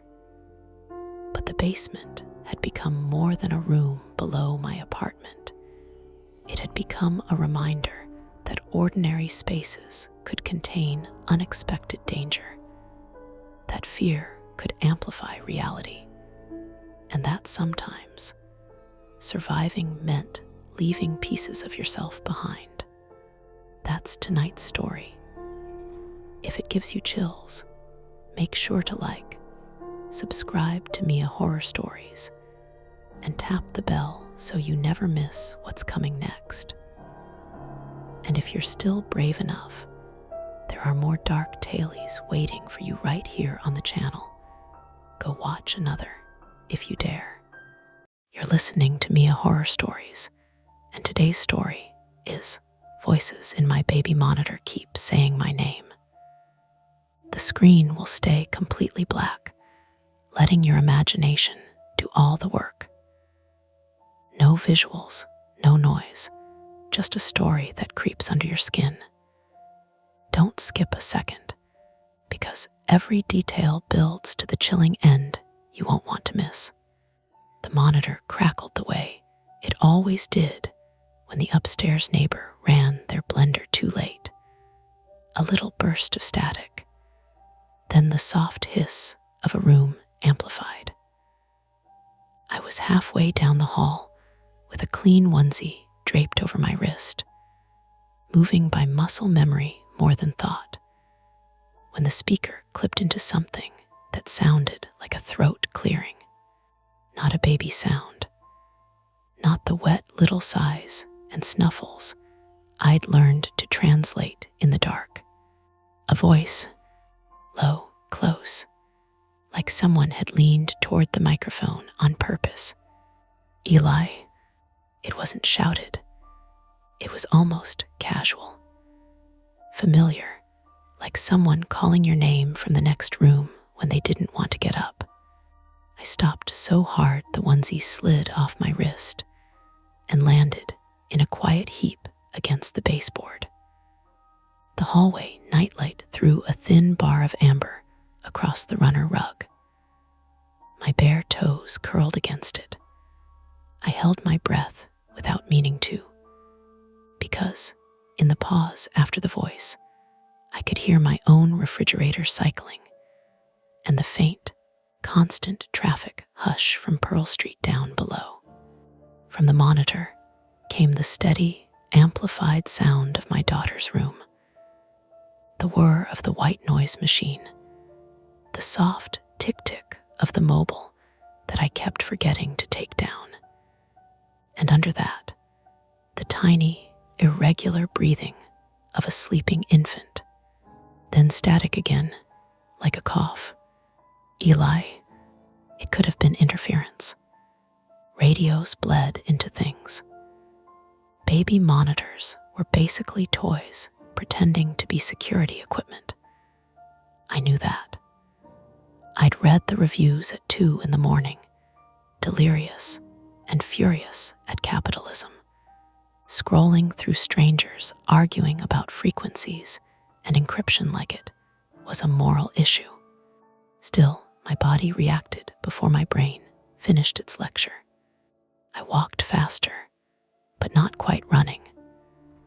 I didn't want to announce myself to my own house with pounding feet. I reached the nursery door and eased it open with 2 fingers, the way you do when you've spent months negotiating with sleep like it's a skittish animal. The room smelled faintly of lavender detergent and warm milk. The blackout curtains made the air feel thick. The only light came from the small lamp by the glider, shaded and turned low, and the green glow of the baby monitor camera on the dresser. Clara was in her crib, face turned to the side, cheeks round and slack, one hand flung above her head as if she'd been mid-argument and given up. No one else, obviously. I stepped inside anyway, letting the door drift closer behind me, and stood still long enough to listen for anything that didn't belong. Pipes, building settling, someone's TV through the wall. The white noise machine did its ocean thing. Clara exhaled, a thin breath that would have been nothing without the microphone magnifying it. My phone buzzed once in my pocket, a calendar reminder I hadn't turned off. Pediatrician call, 9:00 a.m. As if there was a world where I forgot. On the dresser, the monitor camera sat angled toward the crib. I stared at it like it might stare back. I leaned over Clara, close enough to see the faint sheen of drool at the corner of her mouth. I didn't touch her. You don't touch a sleeping baby unless you're prepared to pay for it. Behind me from the hall, I heard a floorboard creak. The familiar one, the one near the bathroom that complained under any weight. Relief came so quickly, it made me stupid. "Marin," I whispered. Yeah, her voice floated in from the hallway, sleepy and annoyed in the way of someone who'd been yanked out of the one good part of sleep. "What are you doing?" What time is it?" SHH. I stepped back into the hall and pulled the nursery door almost closed behind me, leaving a sliver. Did you say my name?" A pause, then a soft scoff. "Eli, no. I was literally drooling on my own arm." "Why?" I held up the handheld receiver like it might explain itself. The screen showed the gray-green night view of Clara's crib, the little digital temperature reading, the bars of signal strength. All normal. "It said my name," I said, and even as I said it, I hated how it sounded. Like a story you tell at a party, and everyone smiles politely while they edge away. Marin shuffled into the hall. She was in one of my old college t-shirts, the hem twisted, her hair in a messy knot that made her look younger than 34 and older than she'd been 3 months ago. Sleep deprivation did that flattened time into one continuous face. She squinted at the monitor. The monitor said your name. Twice. "You're hearing things," she said automatically, then saw my expression and softened. "Okay, sorry. I didn't mean." She rubbed her eyes with the heels of her hands. "What did it sound like?" "Like a guy." I kept my voice low, instinctively, close to the mic, like someone leaned in. Marin blinked slowly, processing. Then she reached out and took the receiver from my hand. The plastic was warm from my grip. She held it up like she expected it to confess. The monitor gave a tiny burst of static. Then Clara's breathing amplified. No voice. Marin stared at the screen, then at me. Maybe it picked up the neighbor, the one with the dog. "The monitor is in Clara's room," I said. "It wouldn't pick up outside voices unless the mic is just really sensitive. Or it's interference," Marin said, and she sounded steadier when she had a label to stick on it. She always did. She was the kind of person who could talk herself out of a panic attack by numbing the symptoms, listing the likely causes, drawing a mental flowchart. I could build a case for disaster on a single loose thread. I realized my fingers were clenched and forced them to relax. These things can get hacked, I said too fast. I've seen it. People talk through them. Marin exhaled through her nose, almost a laugh, but not quite. Eli, we live in a third-floor walk-up in Brooklyn. We have a door that sticks in the winter. Nobody is targeting our baby monitor. That's not what I mean, I said. Not targeted, just people messing around, bored, scanning. Marin shifted her weight, the hall light catching the faint purple shadows under her eyes. She looked toward the nursery door, toward the sliver of dim room. Her expression tightened in a way I recognized. Not fear yet, but the beginning of protective anger. Okay, she said. If that's even a thing, we change the password. We reset it. I'll do it tomorrow. Now I heard myself ask, and it came out smaller than I wanted, like pleading. Marin hesitated, then handed the receiver back. I have work at 8, she said, voice careful. If we start messing with settings now and it disconnects, and then Clara wakes up, and then we're up until dawn. It was a fair point. It was also the kind of point that made me feel like a child because I couldn't accept it. I'd always hated that about myself, the way my mind could latch onto a possibility and refuse to let go until I'd worn it down to certainty. My mother used to call it digging for splinters. As a kid, I'd pick at my cuticles until they bled because I couldn't stand the feeling of something under the skin.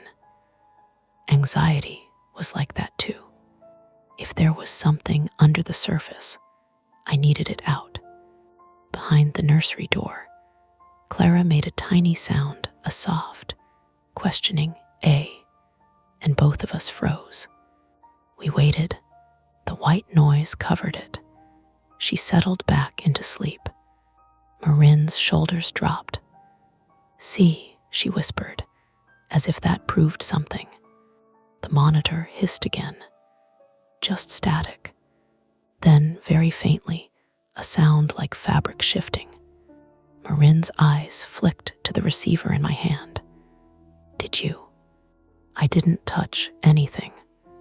The receiver's speaker clicked, the way it did when the signal wobbled. For a second, the audio cut, then returned, slightly louder, as if the monitor had adjusted itself, and then softer than before, almost swallowed by the white noise. The same low voice slid through again. Eli. Marin went still in a way that wasn't sleepy anymore. Her hand found my forearm, fingers tightening not hard, but enough to anchor. Her nails were short and uneven from stress chewing. I could feel the tiny ridges. She didn't look at me. She looked past me at the nursery door. For a long beat, neither of us moved. The voice didn't return. The monitor continued feeding us the ordinary sounds of our sleeping daughter. Marin swallowed. Okay, she said, and her voice had changed, thinned, and sharpened. Okay, that's not the neighbor. No, I whispered. In the dim hall, the apartment felt suddenly more detailed, as if someone had adjusted the contrast. The faint hum of the old radiator, the distant siren Dopplering down Atlantic Avenue, the stale sweet smell of the diaper pail that needed emptying, the tiny red standby light on the router blinking in the living room like a patient heartbeat. Marin's grip loosened. She rubbed her thumb over my skin, an unconscious soothing motion that she usually used on Clara. "We can do two things," she said quietly. "We can go in there and check every inch of the room, even though we already did, and freak ourselves out. Or we can unplug it and use the audio on our phones like we did last week when it wouldn't connect." Unplugging meant no monitor, no amplified breathing, no easy reassurance. It also meant no voice. Checking the room meant what? Opening closets and looking under the crib while trying not to wake a baby. Calling the police to say a device in our apartment said my name.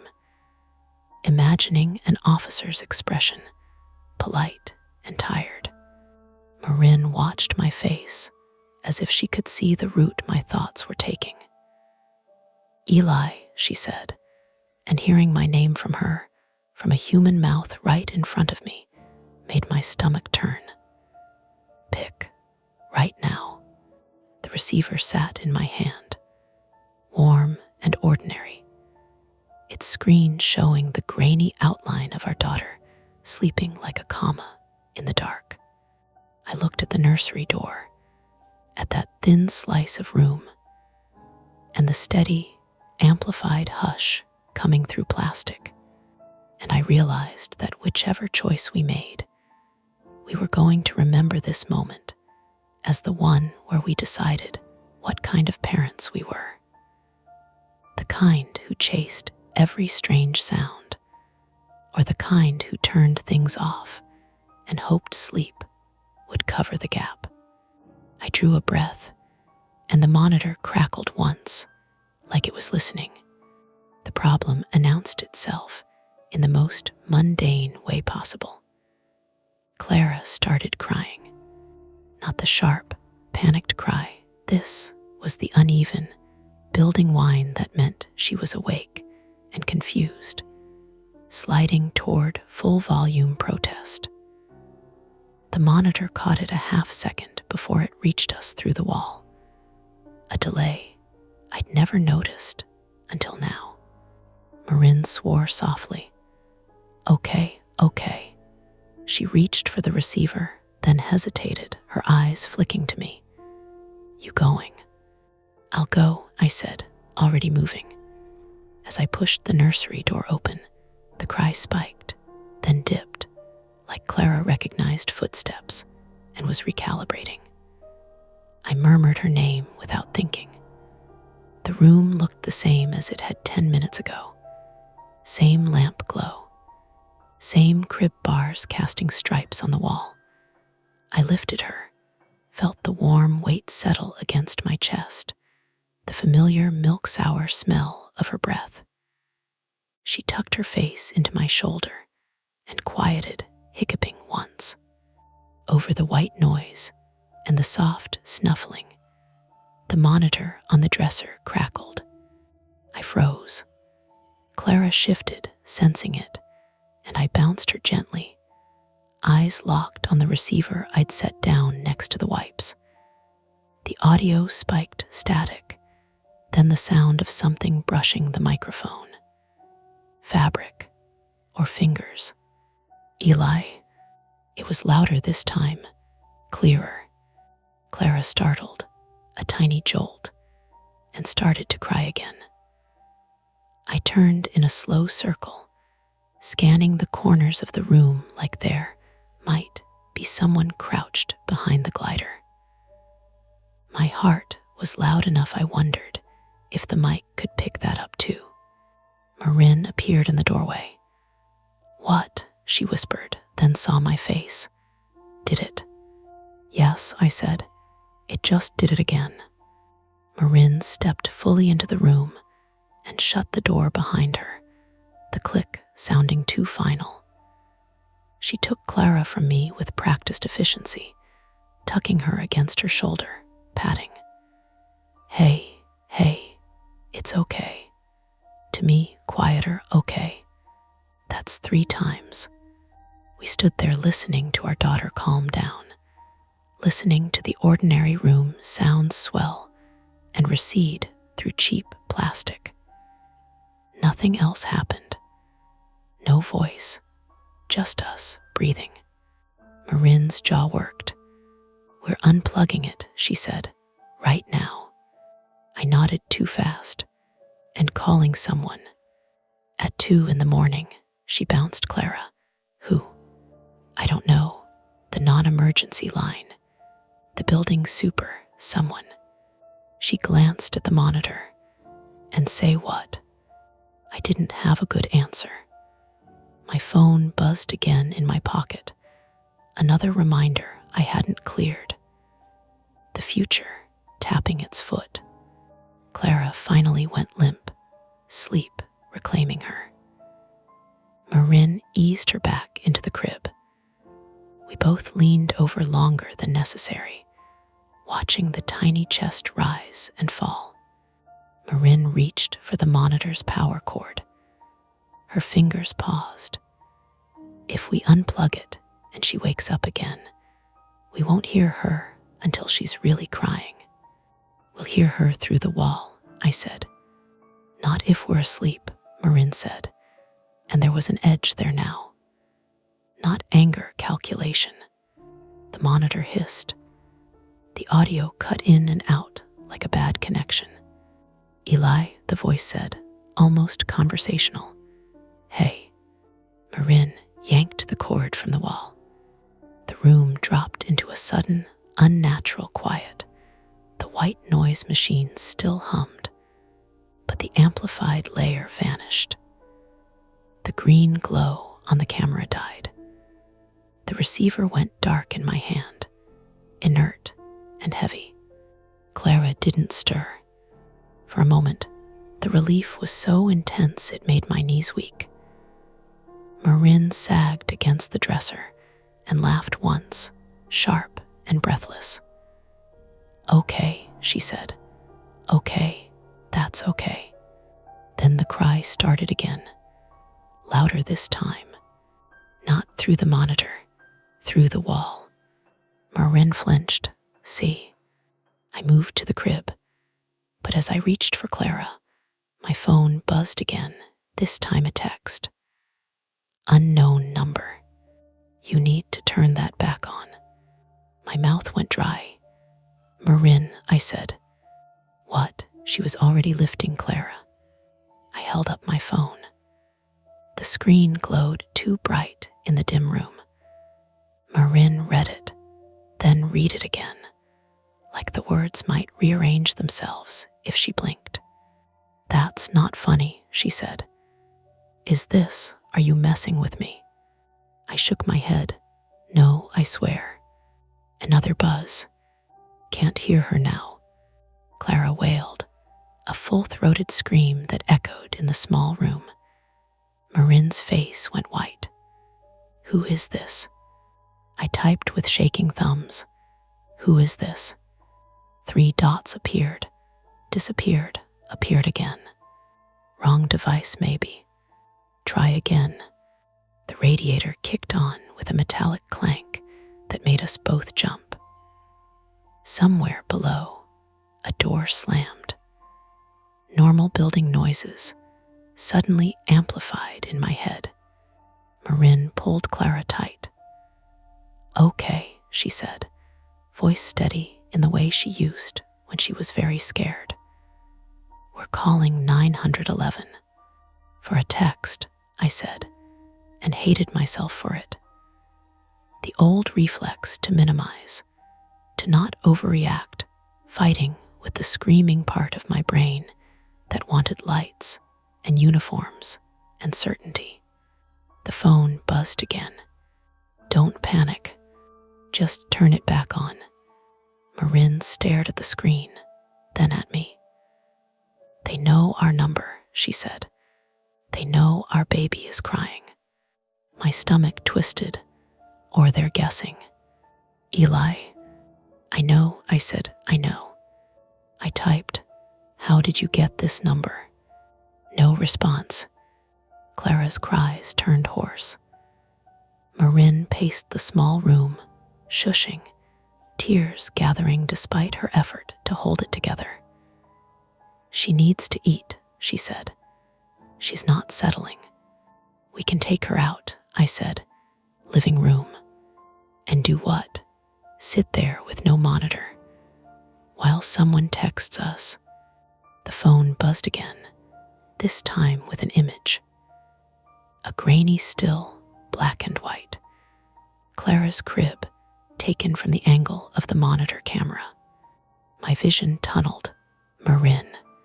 She saw it and made a sound I'd never heard from her before, a raw animal noise.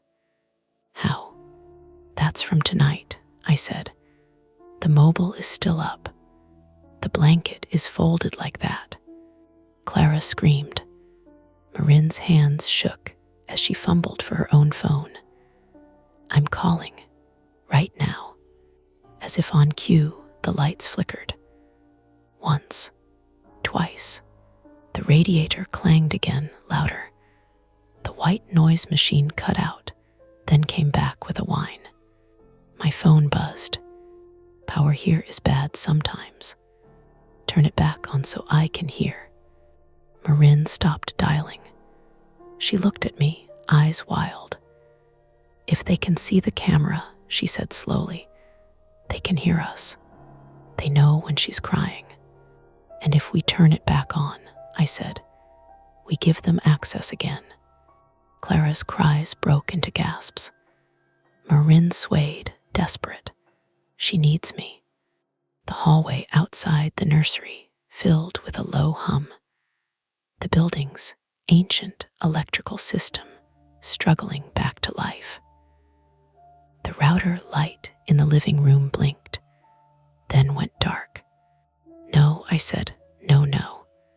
The apartment fell into a heavier quiet, punctured only by Clara's cries and the distant traffic. My phone lost signal, the bars draining away. Marin looked at the dead screen, then at the unplugged monitor cord coiled on the floor. "We can't call anyone," she said. "And if the internet's out."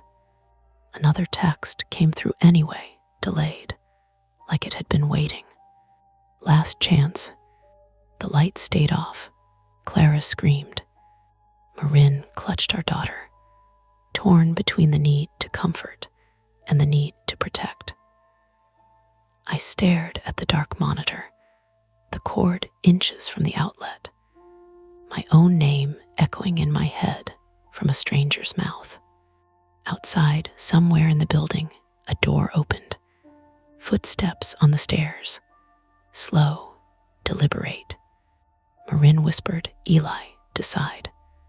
The first attempt was the most obvious one. Leave. We wrapped Clara in her sleep sack and my jacket. Marin moving fast and careful at the same time, the way you do when speed itself feels dangerous. The apartment was darker than it should have been, emergency glow leaking in from the stairwell window at the end of the hall. I grabbed my keys from the bowl by the door, missed on the first swipe, scattered coins across the floor. "Shoes," Marin said, clipped. "I'll carry her," I said. My hands were shaking enough that the keys chimed again when I picked them up. As I opened the door, the hallway light flickered on, then off. The building smelled like dust and old cooking oil, sharper without the usual hum of electricity.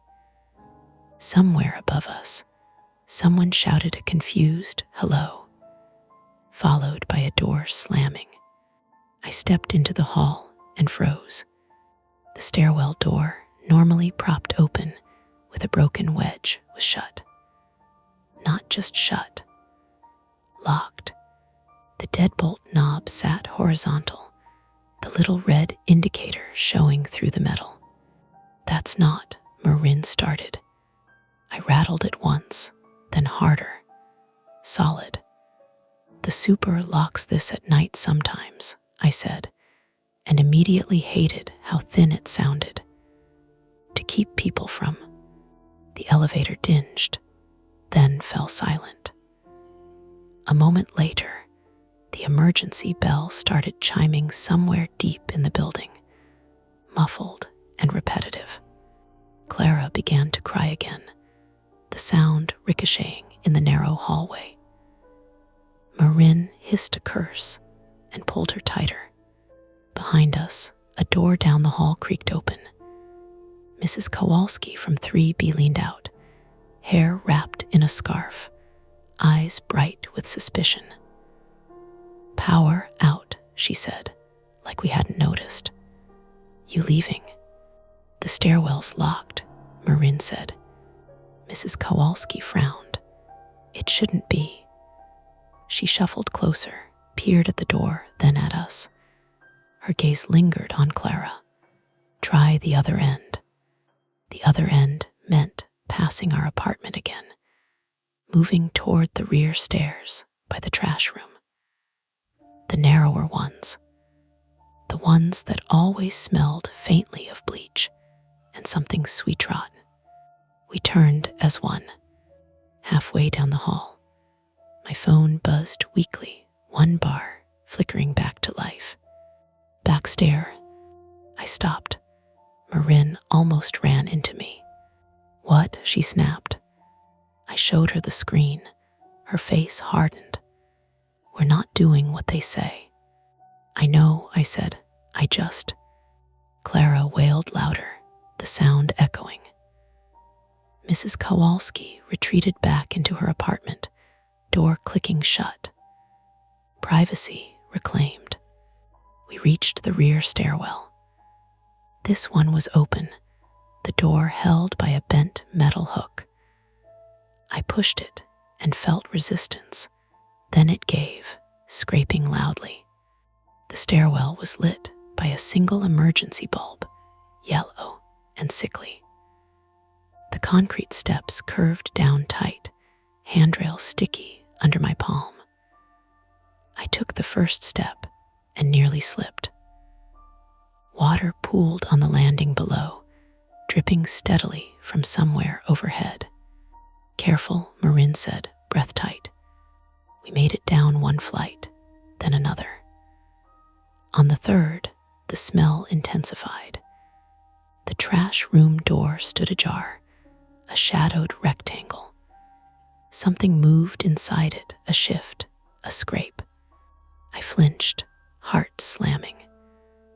Marin did too, stepping back hard enough to bang her elbow on the wall. A raccoon burst out, eyes shining in the emergency light, then bolted past us up the stairs, claws clattering. Clara screamed. Marin gasped, half laughing, half sobbing. "Jesus," she breathed. "Jesus." Misdirection. Just an animal. I clung to that thought like a rope. At the bottom, the exterior door was chained. Not locked with a padlock, just looped. The chain draped heavy and careless, as if someone had meant to come back and finish the job. Marin stared. They never do this. I tugged the chain. It held. Outside, through the wired glass, I could see the alley, slick with recent rain, trash bags piled high. Freedom, 10 feet away. My phone buzzed again. "Can't let you out." My stomach dropped. "Okay," I said, "okay." Marin looked at me, eyes blazing. "Stop reading." "We can't leave," I said. "Not this way." Clara's cries turned ragged. Marin's shoulders shook as she rocked, murmuring apologies that made no sense. I felt something hot and useless rise in my throat. The second attempt was smaller, uglier. Hide and call for help any way we could. We climbed back up, slower now, Marin's elbow already purpling. Back in the apartment, I shoved the couch against the door without discussing it. The legs scraped, loud in the quiet. I grabbed the landline, an old thing we'd kept out of inertia, and pressed buttons. Dead. No tone. Wi-Fi's down, Marin said, like she was narrating facts to stay sane. Cell, barely. Bathroom, I said. Interior room. We crowded in, the three of us, door shut, light off. The bathroom smelled faintly of bleach and baby shampoo. I slid down the tub, back against cold porcelain, and pulled my knees up, making a nest for Marin to sit with Clara. My phone flickered, one bar, then none. A text pushed through anyway, delayed. Hear her crying. How, Marin whispered. I shook my head, the camera off. A new sound threaded through the apartment. A faint feedback squeal, high and thin. I realized it was coming from the living room, from the monitor receiver I'd left on the couch. I unplugged it, Marin said. The camera, I said. The receiver still has a battery. The squeal cut off. Then, from the other room, through walls and distance, a familiar static hiss rose. A voice, muffled now, distorted by architecture instead of plastic. Eli, it said, farther away. Come on. Clara's cries spiked. Marin clamped a hand over her own mouth to keep from screaming. I crawled to the bathroom door and cracked it. The living room lay dim, lit only by streetlight filtering through blinds. The receiver's screen glowed faintly, still on, feeding sound from somewhere. The router light was dark. The monitor camera was dark. The receiver shouldn't have been getting anything. My phone buzzed, finally regaining signal. Battery lasts a while. That was new information. The trap tightening. Marin whispered, there in the building. I know. Footsteps sounded in the hallway outside our apartment. Slow, stopping. A hand tried the knob. It rattled once, testing. Maintenance, a man's voice called. Calm, reasonable. We're checking units. Marin shook her head violently. Her eyes were glassy with exhaustion and fear. Clara hiccuped, exhausted too. I thought of the chain on the back door, the locked stairwell, the timing of the outage, my habit of needing certainty ward with the instinct screaming at me not to open the door. The knob rattled again, harder. Sir, the voice said, still calm. We need access. My phone buzzed. Don't make this hard. Point of no return arrived quietly, disguised as clarity. I stood, legs unsteady, and walked past the bathroom mirror without looking at myself. I grabbed the receiver from the couch, felt its warmth, its quiet insistence. Marin hissed, Eli, no. If they can hear her, I said low. Then we use that. I turned the monitor back on. The living room filled with amplified sound, our breathing. Clara's soft sobs. The hum of the building coming back online in uneven pulses. The voice didn't speak immediately. The doorknob stopped moving. On the receiver's screen, the nursery camera flickered to life. Green glow blooming in the dark room we'd left empty. And then, unmistakably, the sound of a door opening somewhere inside our apartment fed through the speaker. The nursery camera came back with a stutter, gray-green night vision. The crib a pale rectangle. The mobile a blurry spider hanging above it. For half a second, everything looked normal. Then the picture shifted. Not a smooth pan, like a hand adjusting it carefully. A jerk, a bump. The horizon line tilted as if someone had knocked the dresser with a knee. The receiver in my hand hissed. The mic spiked so hard it caught a breath that wasn't Clara's, too deep, too controlled. Marin was behind me in the bathroom doorway. Clara pressed to her shoulder, both of them lit by a thin band of streetlight through the blinds. Marin's elbow was swelling fast, the skin already bruising. "Eli," she whispered. On the monitor screen, the nursery door, barely visible at the edge of the frame, moved.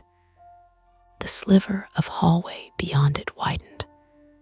Someone was in there. My mind did that thing it always did, tried to make it smaller. A neighbor, a mistake, the super checking breakers. Then the low voice came through the receiver again, close enough that it fuzzed the speaker. "Don't do that," it said, and there was irritation in it now. Not spooky, human, annoyed.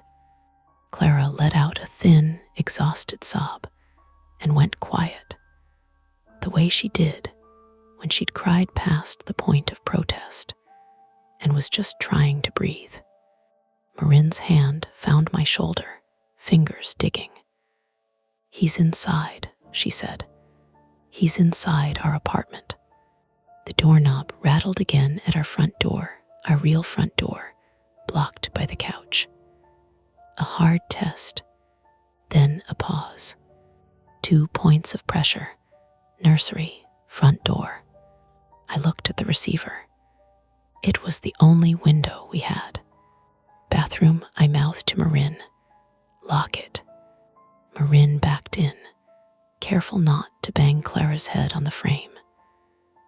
She shut the bathroom door with a quiet, deliberate click. I moved into the living room, bare feet whispering on the floorboards.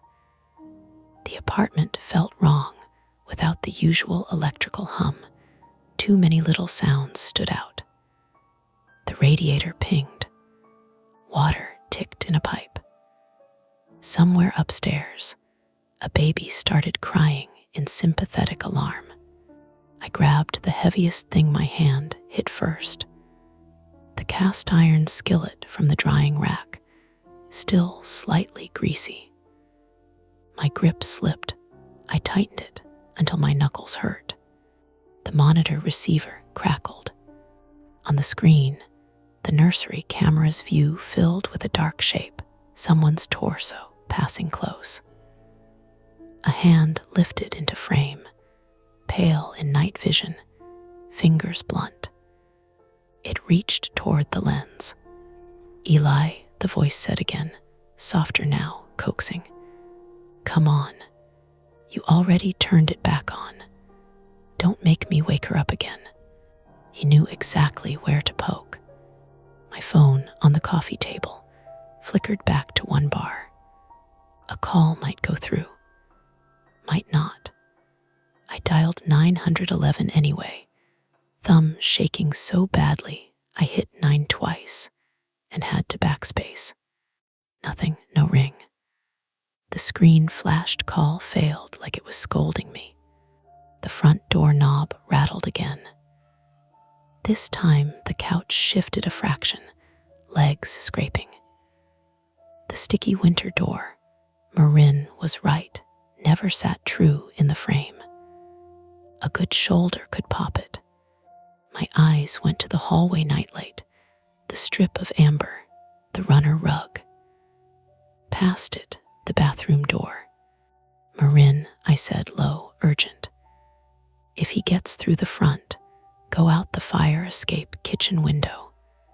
Take Clara." "We don't have time," Marin hissed back through the door, voice tight. "He's here." I could see the kitchen from where I stood. Dark window, blinds half open, a rectangle of alley light beyond. The fire escape ladder was there, but in the blackout, it might as well have been a cliff. The receiver hissed again. The man in the nursery shifted. The camera view steadied as if he'd braced the dresser. He knew the equipment. He'd done this before. Then the nursery door moved again, wider. Footsteps muffled in our hallway. I had a map in my head. Living room to hall. Hall to nursery on the left. Bathroom near the creaky board by the sink. Rear stairs at the end, if we could reach them. The front door was at my back, blocked, but not sealed. I made a decision that felt like swallowing glass. I stepped into the hall. The nightlight made everything look flatter than it should. Shadows shaved down to dull wedges. Halfway down, near the bathroom, the familiar floorboard creaked under my weight too loud. It announced me. The footsteps coming from the nursery paused. A head appeared in the nursery doorway. A man, mid-30s maybe, wearing a dark hoodie and work pants. Not a uniform, but the kind of clothes people choose when they want to look like they belong anywhere. He had a small tool bag slung over one shoulder and a phone in his hand, screen bright. The glow lit the lower half of his face, making his eyes look like holes. He saw the skillet. His eyebrows lifted, surprised, then calculating. "Hey," he said, as if we'd run into each other in the lobby. "Okay, relax. Get out of my apartment," I said. My voice came out rough and higher than I meant. He looked past me toward the living room, toward the front door, then toward the bathroom door. "You've got a baby," he said, like that was his leverage. "I'm not trying to." "Out," I said again, stepping forward. His phone buzzed in his hand, and I realized with a cold jolt that the texts were probably coming from that device, or another one in his pocket. My number wasn't magic. He'd had access to our router at some point. The Wi-Fi name still had my name in it because I'd set it up in a hurry months ago, Eli Home 5G, and never changed it. "Of course," he said, "Eli." He lifted his free hand, palm out. "I'm just look. The door downstairs is chained because people keep breaking in through the alley. I'm trying to." "You chained it," I snapped. His jaw tightened at the slip. "I'm trying to keep the building safe." From behind me, the front door groaned. The couch scraped again. A hard shove from the other side. The man's eyes flicked there. His mouth twitched like he was deciding whether to play dumb or run.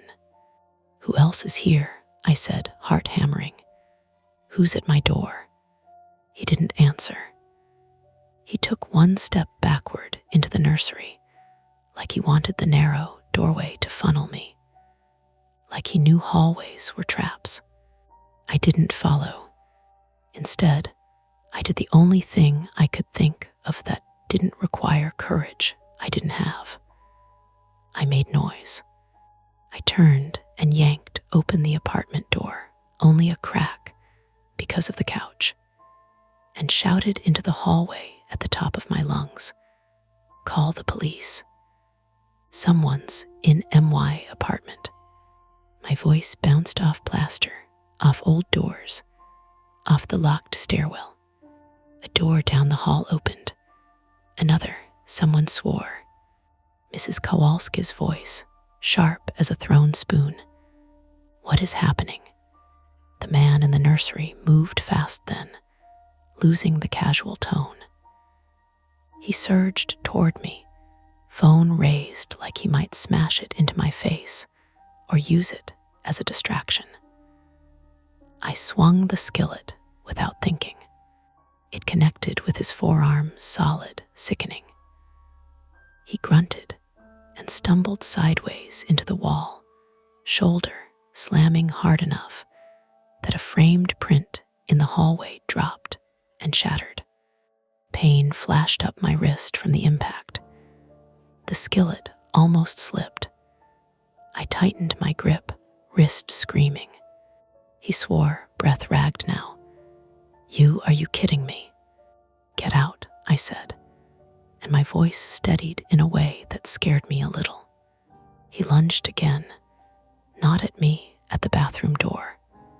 Marin screamed from inside, a short, furious sound, and the lock clicked as she tried to brace it. Clara started crying again, thin and exhausted. The man's hand closed around the knob. I hit him again, higher this time, on the shoulder. The skillet clanged against bone. He howled and spun, eyes suddenly wet with real pain. For a moment, we just stared at each other in the amber light, two strangers in a hallway, both breathing hard, both realizing this had turned into something neither of us could talk his way out of. Footsteps pounded outside, multiple pairs now. Someone banged on our door from the hallway side. The couch shifted, giving a little, and I realized I'd just opened our apartment to everyone.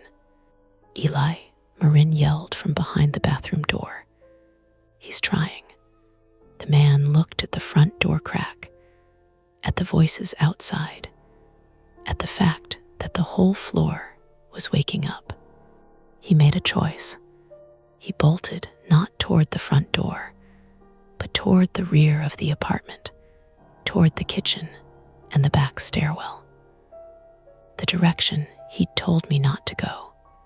I chased, because I couldn't let him disappear into the building with a phone full of our feed and my name on his tongue. My bare foot hit a slick spot on the runner rug, one of the coins I'd dropped earlier. I went down hard, knee slamming the hardwood. Pain shot up my leg. The skillet skittered out of my hand and clanged against the wall. The man hit the kitchen window with his shoulder. The latch snapped open. Cold air rushed in, smelling like rain and trash.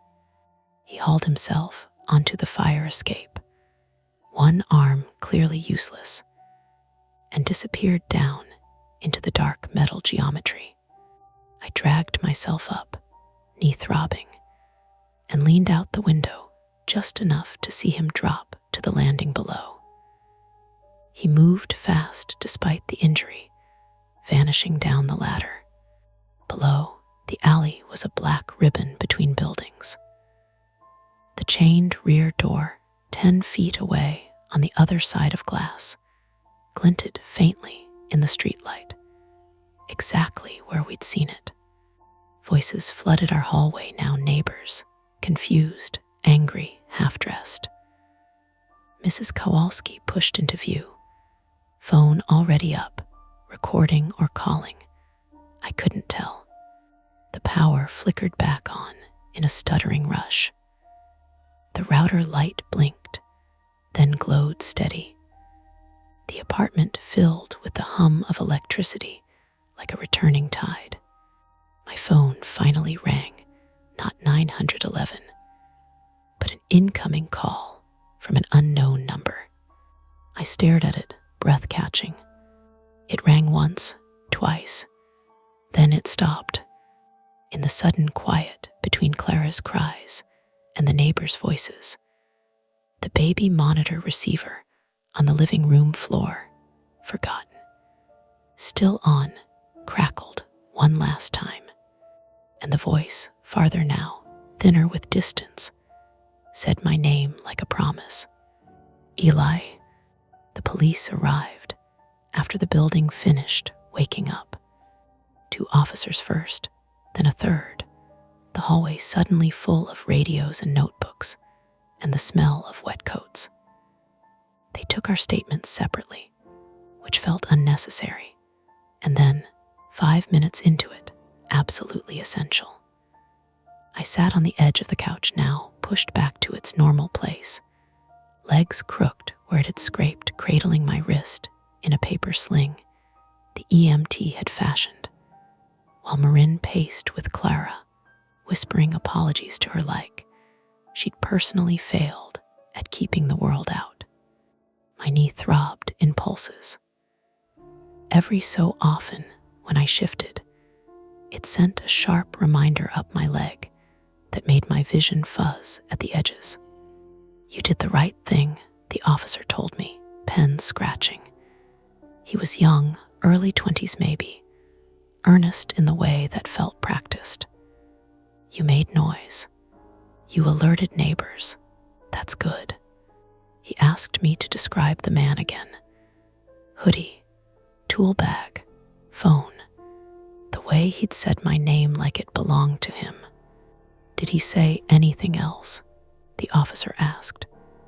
I shook my head, then stopped because it made my wrist ache. "He talked," I said, like he was reasonable, like he expected us to cooperate. The officer nodded, wrote that down. In the kitchen, another officer photographed the snapped window latch and the scuffed sill. The alley below was empty now, washed clean by a late, brief rain.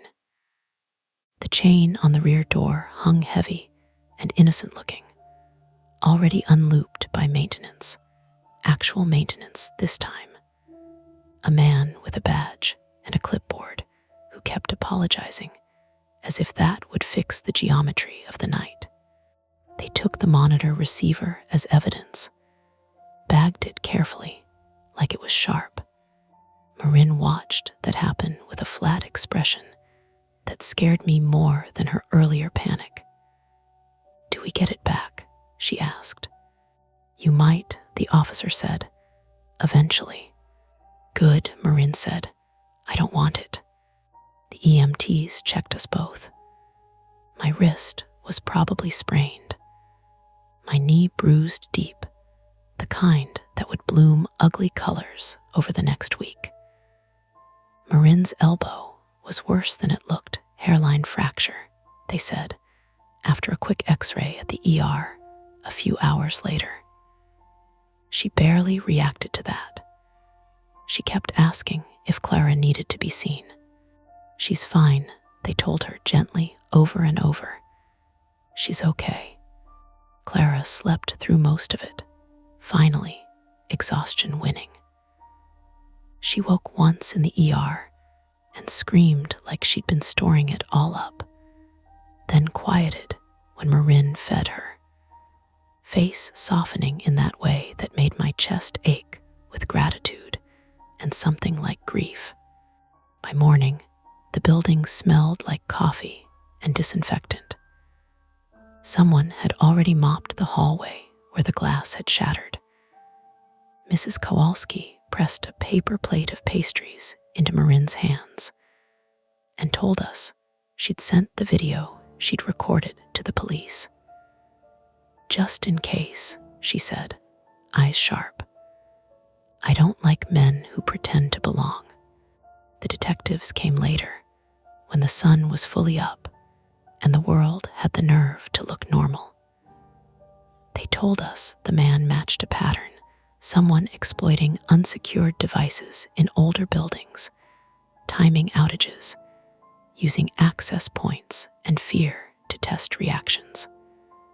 He wasn't a ghost. He wasn't special. He was, in the way that mattered most, boring.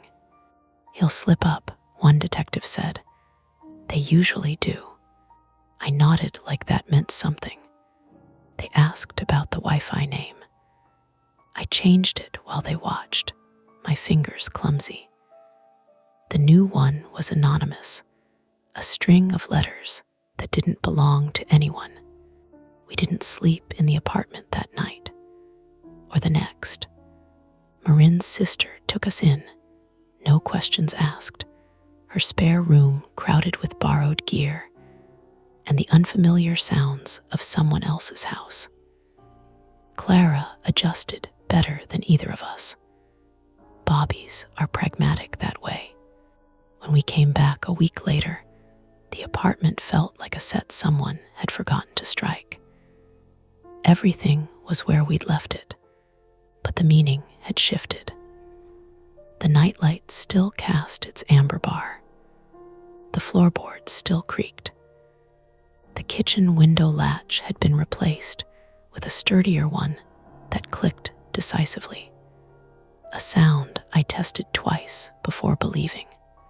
We bought a new monitor, then returned it unopened. Marin suggested an audio-only app on our phones. I suggested nothing. In the end, we agreed to do what we'd done in the blackout. Doors open, listening the old way, trusting our own ears. Life crept back in around the edges. The pediatrician call happened. Clara gained weight. Marin learned how to do everything one-handed while her elbow healed, jaw set in a way that told me not to offer help unless she asked. I went back to work and found myself staring at my computer whenever a notification popped up, heart jumping before my brain caught up. I changed passwords compulsively. I renamed devices. I unplugged things, digging for splinters, my mother would have said. I tried to stop. Sometimes I couldn't. The police called once more, then not again. No arrest yet, maybe never. On a quiet afternoon, weeks later, while Marin was out and Clara napped in her crib, I stood in the nursery doorway and watched her breathe. The room smelled like clean cotton and sunlight. The mobile still hung there. I took it down, finally, coiled the string, and set it in a drawer. My phone buzzed in my pocket. A calendar reminder, something harmless. I exhaled. For a long time, nothing else happened. That was the strangest part, how quickly the extraordinary retreated, leaving only habits behind. Checking locks, glancing at windows. The way Marin flinched when someone knocked unexpectedly, then laughed it off a beat too late. One evening, months after, the building lost power again. Just for a minute, long enough for the lights to wink out and the refrigerator to sigh to a stop. Marin froze, hand on the counter. I felt my heart start its old sprint. Then the lights came back. The hum returned. Marin let out a breath and shook her head at herself. "See," she said, "we're ridiculous." "Yeah," I said, meaning it and not. That night, as I drifted toward sleep, the apartment making its ordinary, settling sounds, I heard Clara shift in her crib and make a soft, half-formed noise. My name has a way of hiding in other sounds if you're listening for it. I waited, breath held, counting the seconds until my body unclenched. Nothing else followed. In the morning, I woke to sunlight and traffic and a life that insisted on continuing. I carried Clara into the kitchen, and she smiled at me, gummy and unquestioning, as if I were the safest thing in the room. I held her a little tighter than necessary and tried to believe that was enough. The shadows fade for now, but the stories never end. Don't forget to hit like, subscribe to Mia Horror Stories, and join our community of horror lovers. If you're hungry for more, check out the next video. Just remember, the scariest part is often the one you don't see coming.